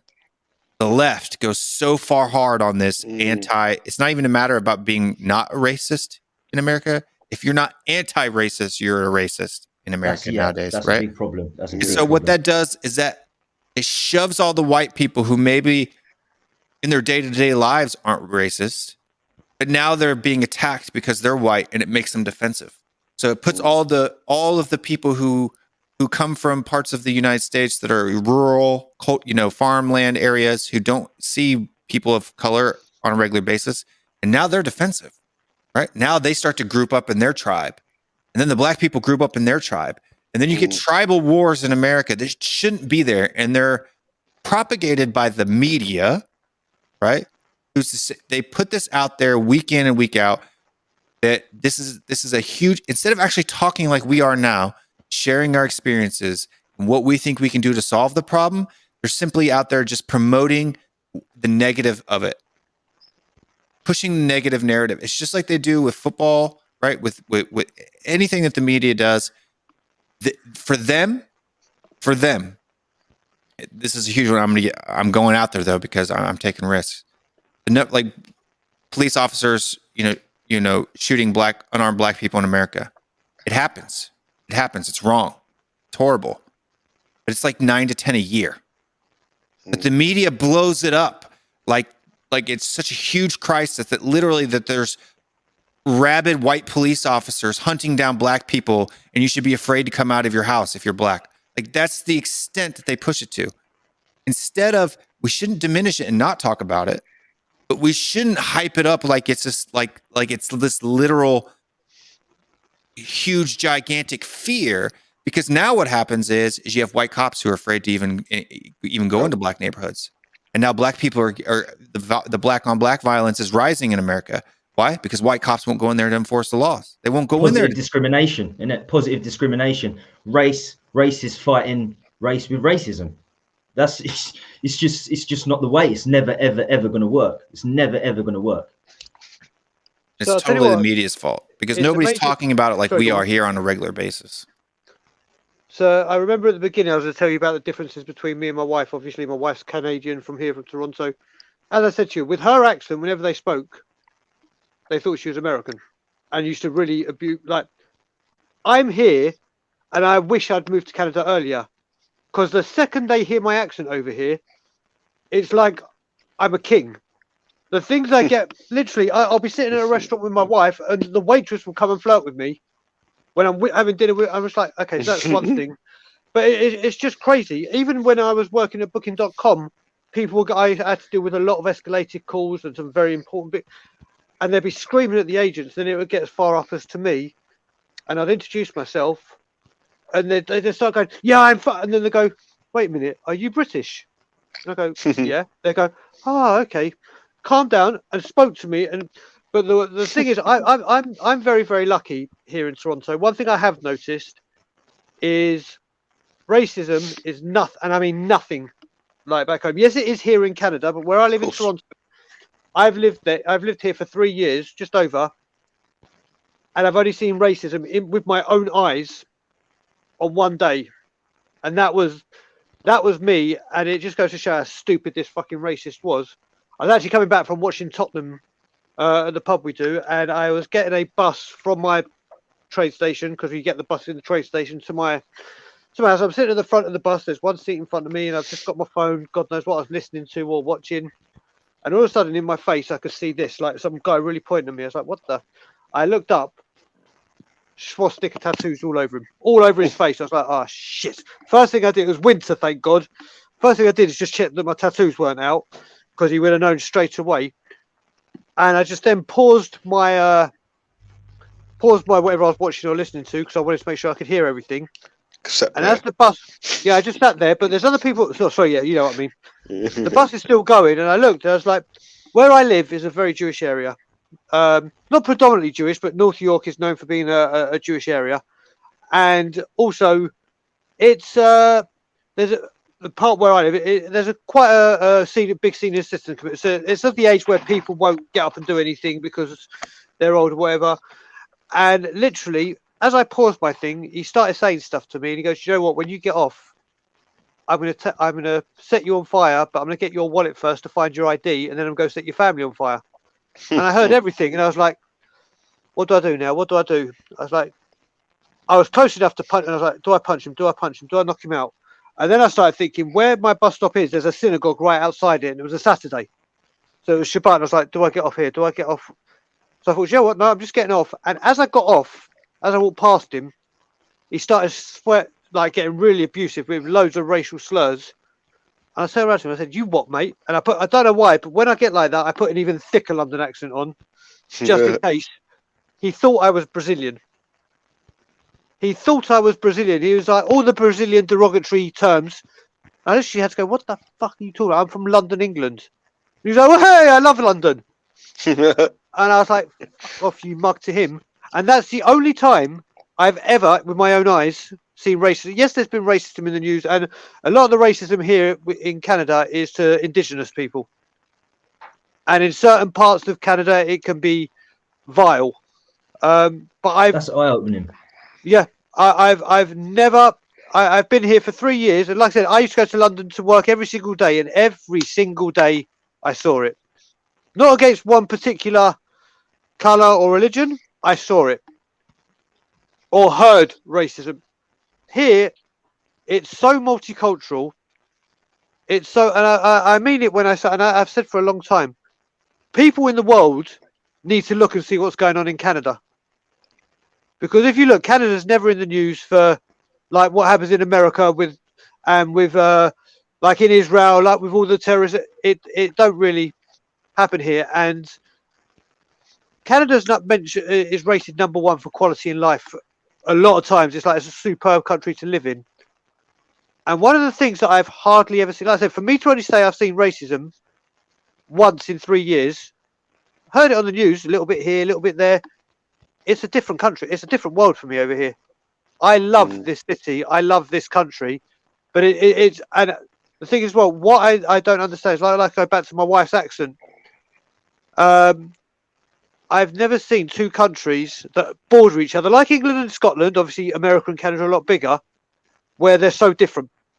Diverse, yeah. They're on the border, but it is a different world. It's crazy.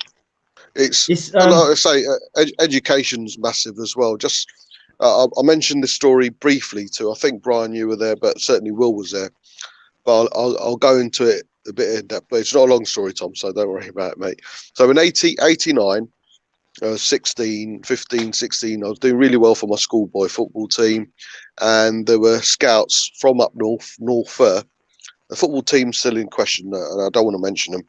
They're still going, but I was scouted, and 4 of us were taken on a scouting trip to his football team as trials. And cut a long story short, I did really well. And the coach, the trainer / coach, I'd never met the manager of the football team because he was pretty well known, and it wasn't the Premier League or First Division or anything. It was about 3rd or 4th division back then.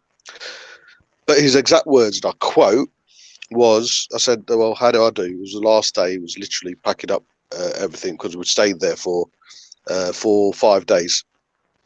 And he said, his exact words were, "You did absolutely brilliant. It's a shame you're Indian." And that was it. And back then, we're talking 89, I laughed it off. I was like, "Oh, damn. Oh, well." And I went home and I told Mum and Dad, and they said, "Oh, don't worry." It is crazy, isn't it? It's crazy. It's a generation. The population of India, 1.3 billion. That's only the census. That's only the census. 1.3 billion. There's 2 ways of looking at it, Tom. It's the first what he said, Three ways of looking at it. First, what he said. Second, me accepting it as, oh damn, what a shame, I'm Indian. And thirdly, me telling my parents and them thinking, oh, don't worry, you can be, Josh will know, you can concentrate on being a doctor now or a solicitor now. It was a way of accepting it and the way how easily that person said it. That person said it so easily, so casually.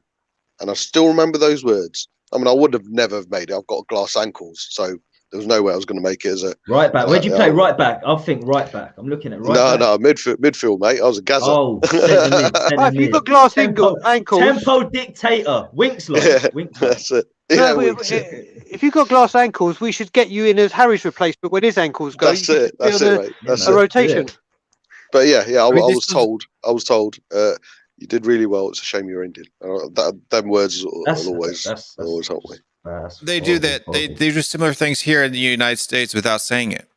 And having a son who's half Asian and asking, when he's training, he's the only one that, regardless of what drill he's doing, he's always checking both shoulders before he receives the ball. So he's very well aware of training the way that he's supposed, make sure he's doing the things he's supposed to do.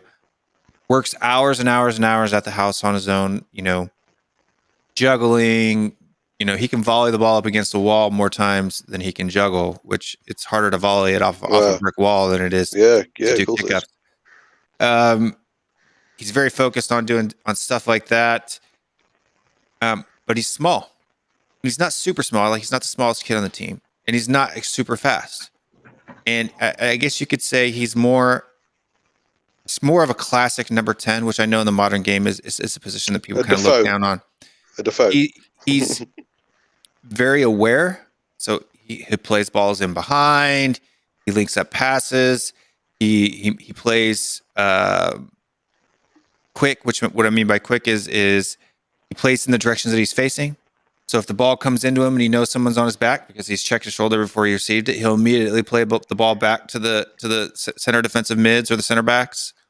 If he opens up his body wide to the pitch so that he can see three angles of the field, receives a pass in, and he'll move it in the position that he's facing as quickly as possible. But because he's not a big, strong, fast guy that's going in and knocking people down and using their body, because he can't shoot from 40 or 50 yards outside of the pitch, they say, even though he's the most technical, tactical, and probably the strongest psychologically of any of the players on his team, the coaches say he's not athletic enough. Yeah. That's weird. But they say that a lot. They say it about a lot of the attacking mids coming through in the Premier League now. Eze, they say was too short of stature. I think David Silva even back in Spain. But to be low centre of gravity is coming more and more into it now, so I'm surprised. A low centre of gravity. Defoe was told he was too small to make it. Remember, Defoe was told he was too small to make it. Remember that, obviously being a Spurs fan. But there's a lot. Yeah. It happens a hell of a lot. But low centre of gravity, even at centre back now, seems to be the way forward in a lot of ways. And I've said it before, but the last defender to win the Ballon d'Or was Fabio Cannavaro, centre back, 5'9". 5'9". And before that, I think that whole thing is a dog whistle too. He's not white and he's not big and strong and fast. You know what I mean? It's dumb because you're losing out. You're losing potentially 3 points. You're losing out wins to get your team going. It's what does it do? I don't understand it in the slightest. I just don't understand it in the slightest. It's ridiculous. But when he plays against kids that are 3 or 4 years his senior and twice his size, I've seen it. We used to play futsal when we lived in Virginia. It's about a year ago. He was even younger then. He was 12 or 11 and a half, maybe 12, 11 and a half. And he was playing with high schoolers. So we're talking boys that are 15, 16, 17 men. And he was Maradona spinning men and playing balls in behind or getting shots on goal. Basically full-size men. I mean, they're boys still, but they're compared to an 11-year-old Asian boy. And regardless of who you put him with, I've seen the coach come into drills, and he's turned the coach and made the coach fall to the ground. But he's too small to play. He's too small to play for the the top team. He needs to be bigger. Can I ask a question with regards? Are you touching on homophobia at all today, Will, or is that a different stream? Or It's bigotry. It's part of it. yeah, I suppose. Yeah. How many is it? It's impossible. If I said to you, do you think there's gay footballers in the Premier League? What would you say to that? I'm Without sure doubt. I would be Without surprised if doubt. there wasn't. 1 million Yeah, exactly. percent. Gotta be. Yeah. When do we get past that? When do we get to the point where, I mean, I don't know if I should say this. Someone I know very, very well, as part of my family, is 15 years old, came out to me and my partner a few days ago, or last week, and he told us what he was sexually, and we had to Google it to find out. But we accepted it. It's the way it is. It's a new generation, and we opened it, with open arms. And he was absolutely crapping himself, but we accepted it. So for me, my position on this, and people may not like it, Yeah. but theologically, I have a faith. I have theological beliefs. Theologically, I don't agree with it or accept it. But I don't have any like real friends, and I work from home and new to the state, so I don't have a lot of actual friends here. But I have a lot of friends like you guys, right? Yeah. Out in the world. I have transgender friends. I have homosexual friends. I don't judge people based on their life choices, right? No. Because to me, that's between them and their God, right? Yeah. Or in my view, between them and my God, right? It has nothing to do with me. It's not my job to go out there and be a warrior to knock those people down. Of course. I may disagree with your lifestyle, but it's your lifestyle, not mine.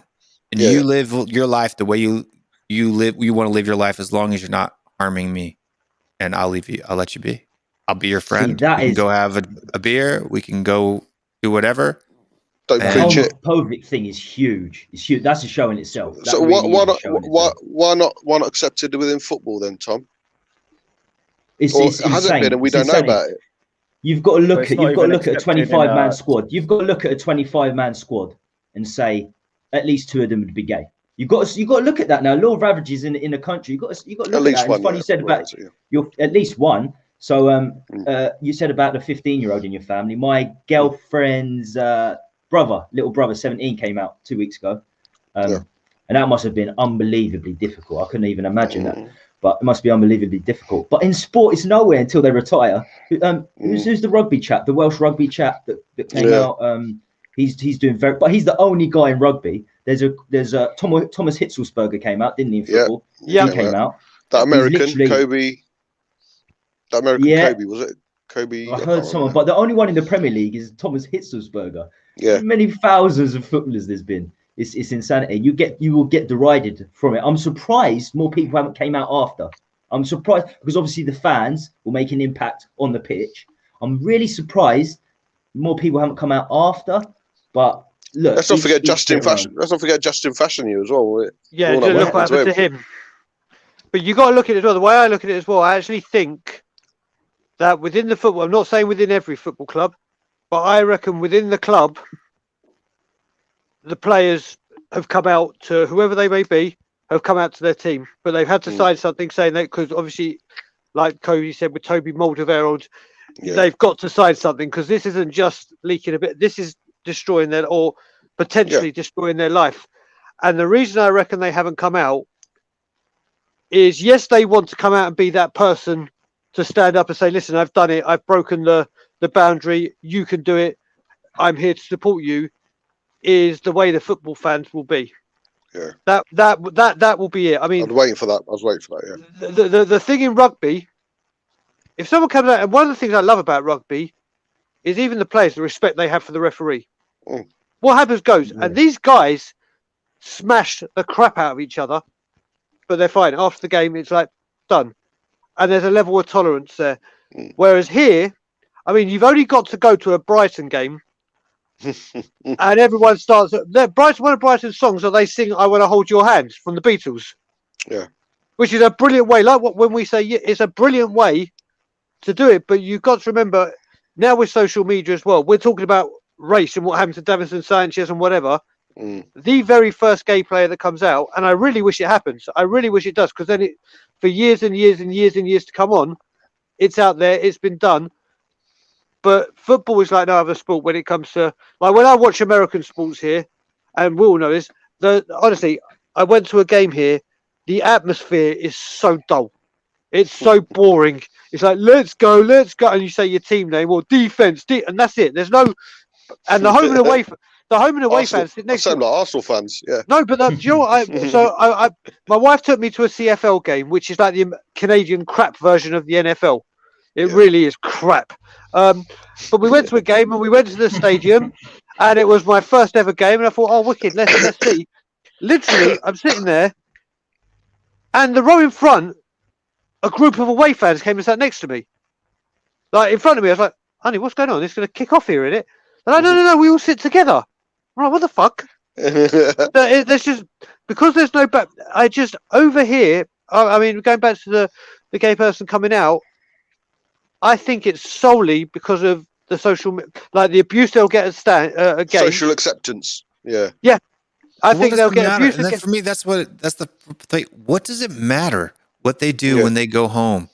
Exactly. How does that impact how well they can kick a ball into the back of a net? I just don't understand what it matters, right? If you disagree with it, look, if you're disagreeing with someone in the way that they live their life, that's fine. Disagree with them. Yeah. But it doesn't affect what their existence doesn't impact you. It's shocking. It's shocking. But I can just look at my country. The country my dad's from, Turkey. Cool. If you hold hands, if two gay men hold hands in Istanbul, they'd be shot. They'd be shot in 10 minutes. They would be shot in 10 minutes, or they'd be in prison for 10 years. So, you say what? Imagine a Champions League. You've got an away game in Turkey, and you're gay, and you come out as gay. Do you know what I mean? In some of the Central European countries as well. Mate, we've got a World Cup in Qatar. We've got a World Cup in Qatar. Yeah. Which, you know what? With that World Cup in Qatar, I've been saying to myself, and I want to put a bet on, I guarantee you that the first World Cup, in the Middle East, and it will be the one that Israel qualifies for. And then security, naturally, will just go through the roof. And I wouldn't say I'm genuinely concerned, but it would just be sod's law that the one thing we get, because it will be, I mean, the whole World Cup there is stupid, but when we start talking about racing, I'm petrified that if Israel get there, what will happen? Guys, can I make a point? Sure. On what you were talking about, Bobby, and I think you as well, Tommy, is, so I've got a lot of black friends, and some of them have done well for themselves. Some of them are still finding their feet. Some of them have been in and out of jail, and they're just people from where I live. There's no difference between me and them. There's no difference. It's just 3 or 4 roads. We became friends through hanging out in the park, hanging out, doing things that we, everything legal, but just messing around as youngsters, running around, whatever, riding around on bikes, whatever. And then I look at my life growing up and I look at theirs and we're still friends. And I think, shit, I've got it better than you. Shit, I've got it better than you. But then I'm looking at maybe the white man thinking, shit, you've got it better than me. And I'm thinking, shit, you got that job because your face probably fitted more than mine. I know I didn't get that job because my face didn't fit. It's just that the interviewer didn't want to say it because everyone else there, I just didn't fit. My face didn't fit the environment that I was trying to get into. But then I look at the few black friends that I have that are struggling, and I'm like, I can see what's happening with you, to a point where you've even gone to a company that's a brown person hasn't accepted you because you're black. And it's good to have friends from different, obviously, races, because you understand what society is really going through, and, the pros and cons that are out there depending on what race you're from. And sometimes what I see, which really sickens me, and I try and talk to these guys, and I try and guide them, is they say, screw the system. The system's so messed up that I might as well be a criminal. I might as well do the things that they tell me I already am.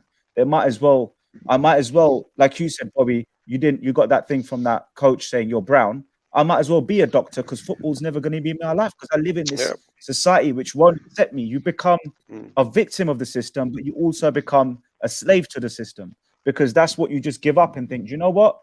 Okay, I can't change the system. Ain't nothing changing overnight. Ain't nothing changing. My dad had it. My dad's dad had it. I've got it. My brother's got it. My mate's got it.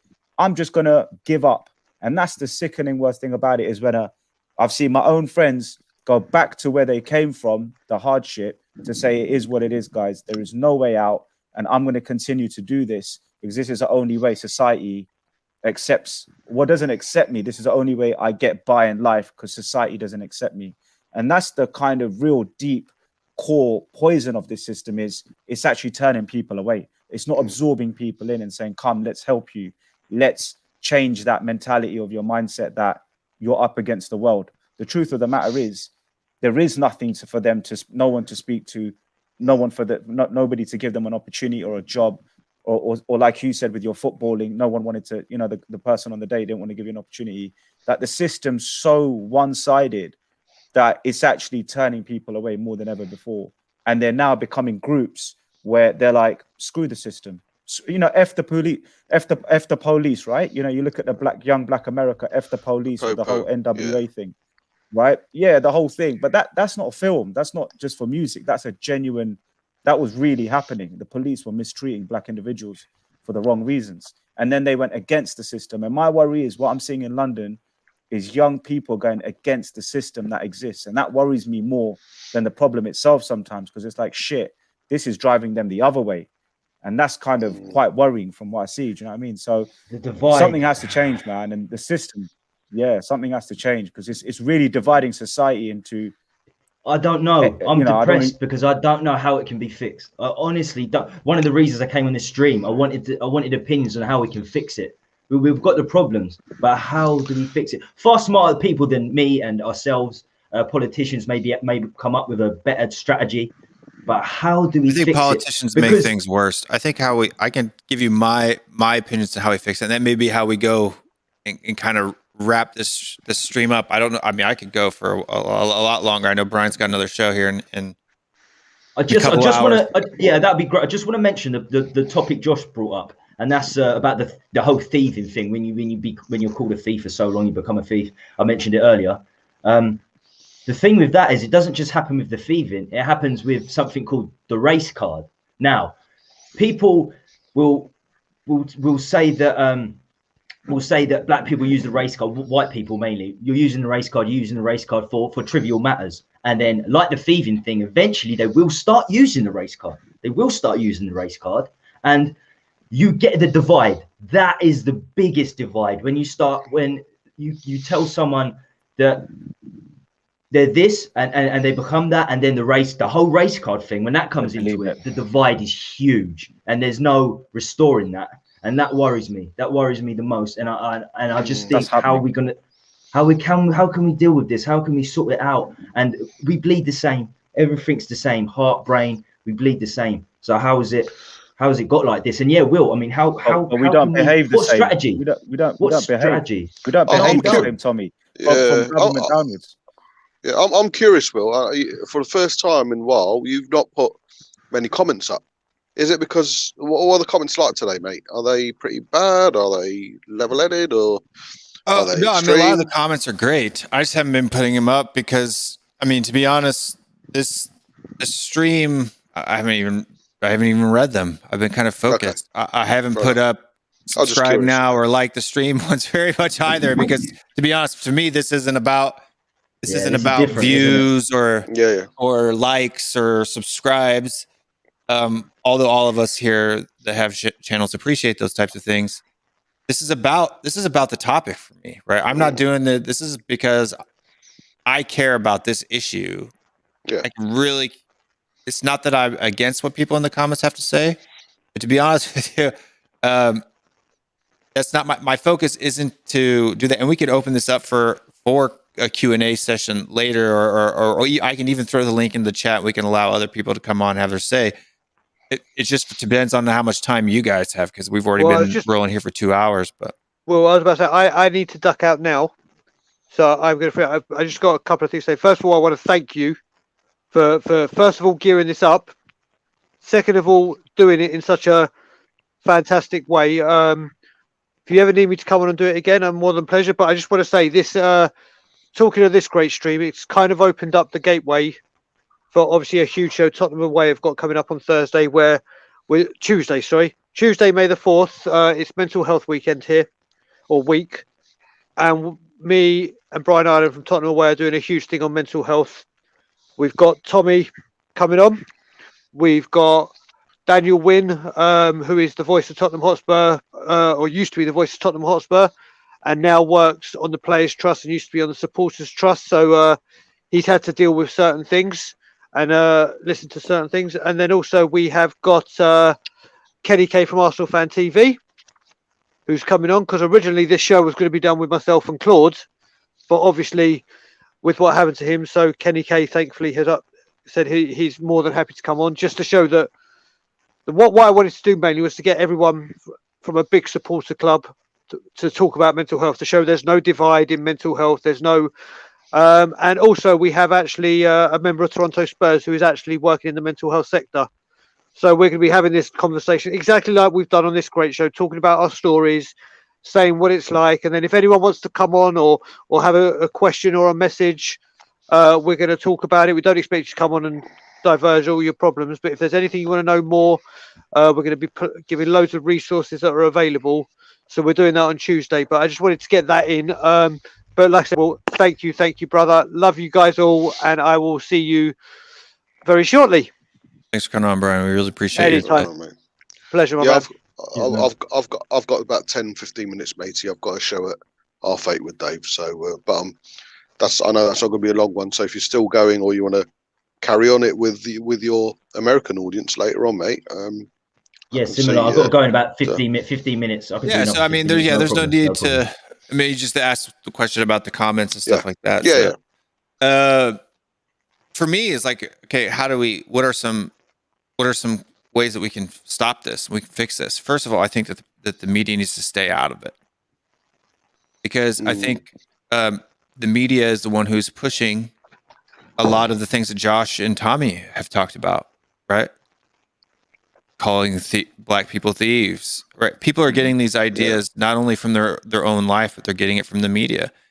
The fact that, black people are now in the United States fearful of leaving their house, or even like with the Asian hate crime that is going around with coronavirus. My wife literally said she was afraid to go to the mall, and I was like, that's silly. It's not silly. I mean, she felt that her feeling was real, but I mean, it made me. But where she got that from was the media pushing that big narrative. And I'm not saying. I think what we need to do is the media needs to shut up about getting involved and taking sides in these fights. What they need to do is say, if there is an instance like a hate crime that happens, report it factually, tell people what they're doing, and then denounce it. Right? This is bad. It doesn't need to be on CNN for 72 hours and bringing on all these different panels and telling us how it's dangerous if you're an Asian, you need to be careful of white people. You need to be careful of those Trumpers, because those Trumpers are going to come and they're going to burn your houses down. Yeah. What they're doing is they're adding gasoline to the fire. Right? We don't need to be adding gasoline to the fire. Second thing is, as individuals, you need to be calling out your own friends, your own mates. If you got somebody that says something 100%. here, if you're you've got me here. It's a good opportunity to get some practice. If I'm on a stream and somebody's throwing the Y word around, call them out on it, right? You can tell the difference if they're being kind or if they're digging me out for being American. Call them out on it. Just don't let it sit there. Don't let it sit there and fester. It shouldn't take one of us up on the panel to actually have to call somebody out in the comments for being an a-hole. You guys that are watching the show, call them out. Tell them to shut up with that mess, right? What does him being American have to do with it? What does him being black have to do with it? What does him being Asian have to do with it? What does him have to call people out? Be willing to stand up. If you think it's wrong, call it out. And if you're not calling it out, then we know what side you're on. That's how I think that we can solve this as people. We solve it all we can do for ourselves is to work on our local communities where we're at. We're here part of the YouTube world. That's why I'm holding this video. This is the only platform that I have to come out and talk about it. So I'm doing it as small as that platform is right now. But 100%.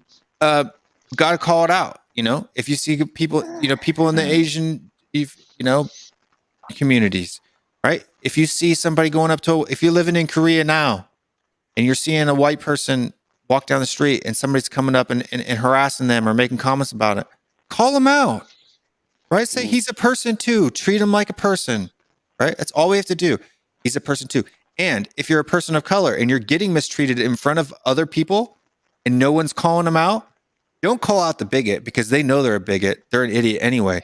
Call out the people around them. I think that has more power. If you're sitting on the subway and some guy comes up and says something racist to you and you go off of him, right? He doesn't care. He's the idiot that's coming up and saying that in the first place. It gives him ammunition. You should be looking around that train to the other white people and be like, are you going to sit here and let him say that?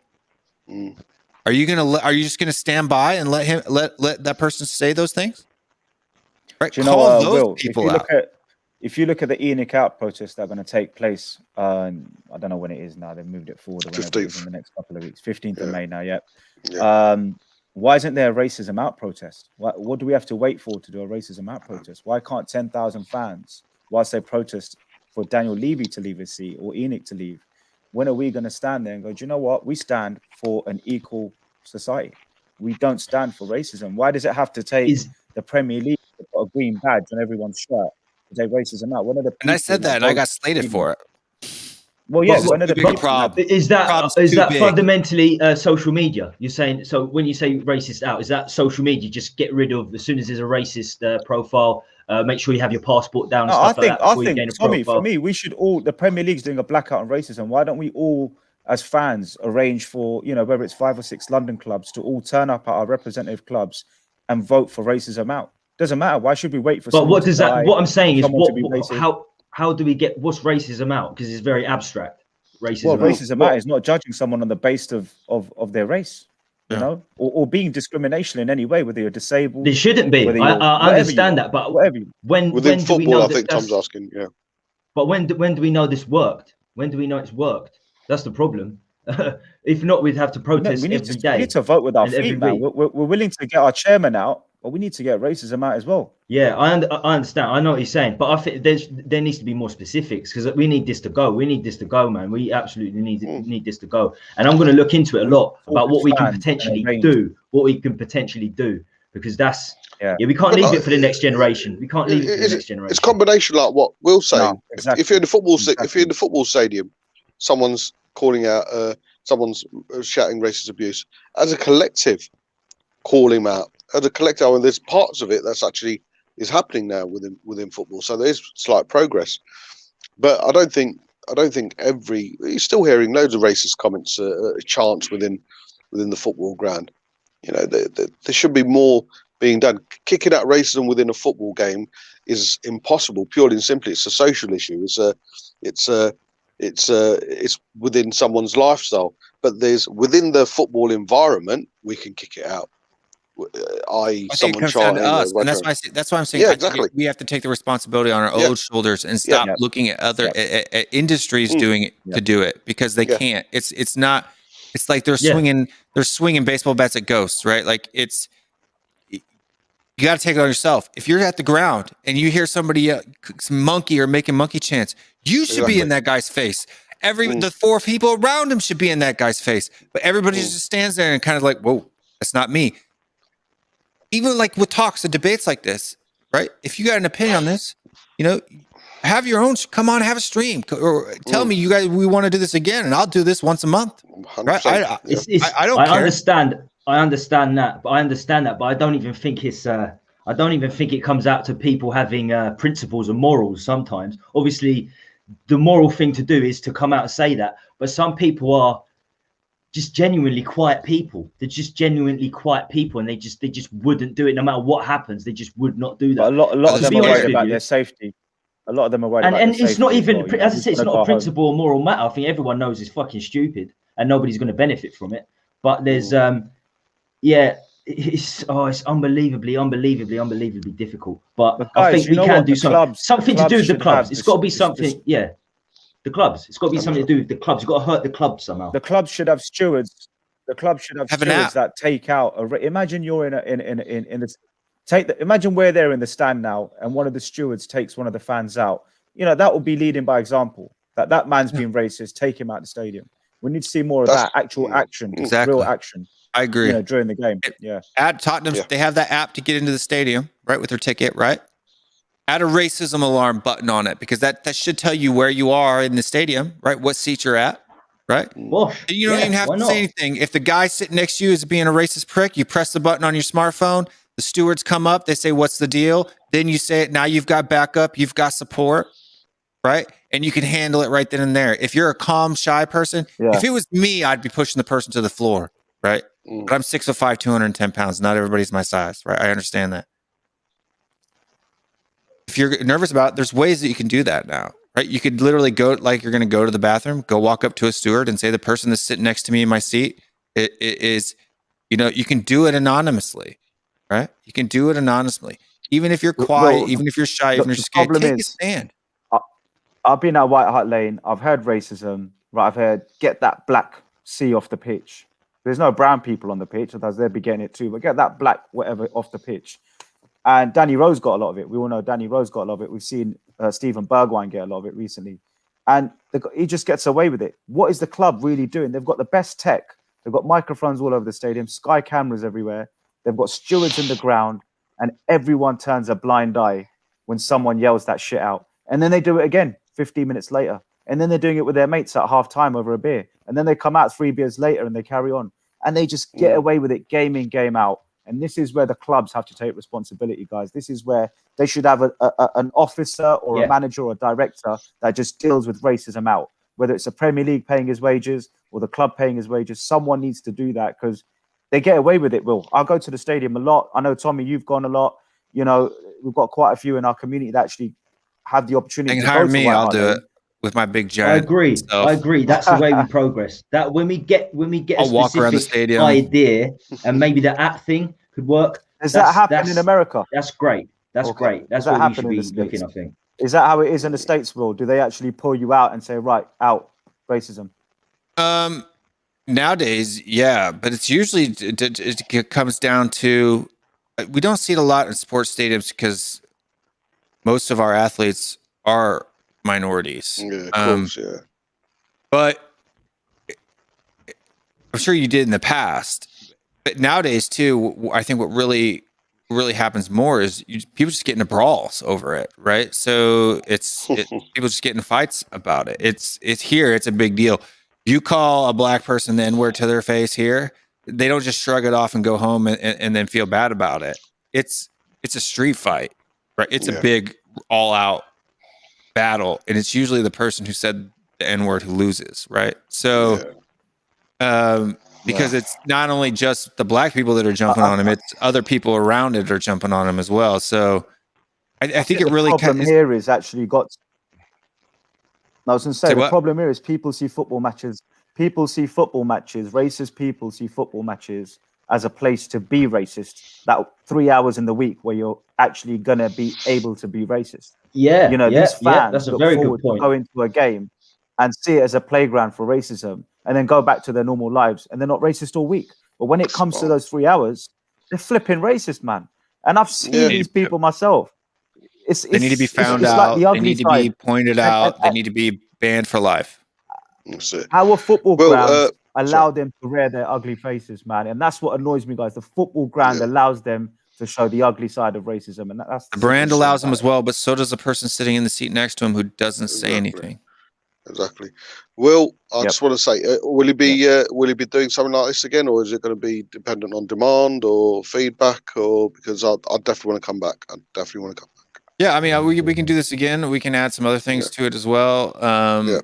I think that this was a good stream. I think people, maybe next time we get more people to join on it with us. I think there's a lot of people that might have been nervous this first time to come on and kind of stick their face out for this topic. Hopefully in the future, or we can get maybe 9 or 10 people on the panel to kind of talk and have their say about things. People are busy too, so I understand that as well. But I just think that it's something that needs to be talked about, like we've done today, right? To hear people's stories, to hear how people are doing it, what we think are good solutions, what other people think are good solutions, instead of just hiding behind a campaign, right? Because I think maybe there's a lot of people. The starting point is talking about it. That's the start. It's not being 100%. In denial. It's identifying 100%. It and talking. And I think there'll be people on this channel who might have even been racist in the past and regret it. right, at a football game or wherever it is in school, whatever, and they're sitting there thinking, do you know what? I was a stupid twat for doing that. And I'm sure a lot of people will go away from just a small stream that you've done and just be like, do you know, I felt like I learned something, I shared something, and it inspired me to have this conversation with someone else tomorrow. Yeah. Ideally, you want them on, don't you? Well, you want someone who's actually looked at it and thought, you know what? Or maybe we'll do a point. Maybe the next stream we'll do on this is we'll do a part 2, and we'll start it out with bringing in people from the comments, and letting other people come in and have their story. And even if it's only 1 or 2 people, if only 1 or 2 people out of, I mean, we've held pretty strong around 40, 45 people stream. Even if the one person now stands up and says something that they probably wouldn't have said before. It's added to helping solve the problem. It's made steps forward to doing it, and that's why I'm doing it.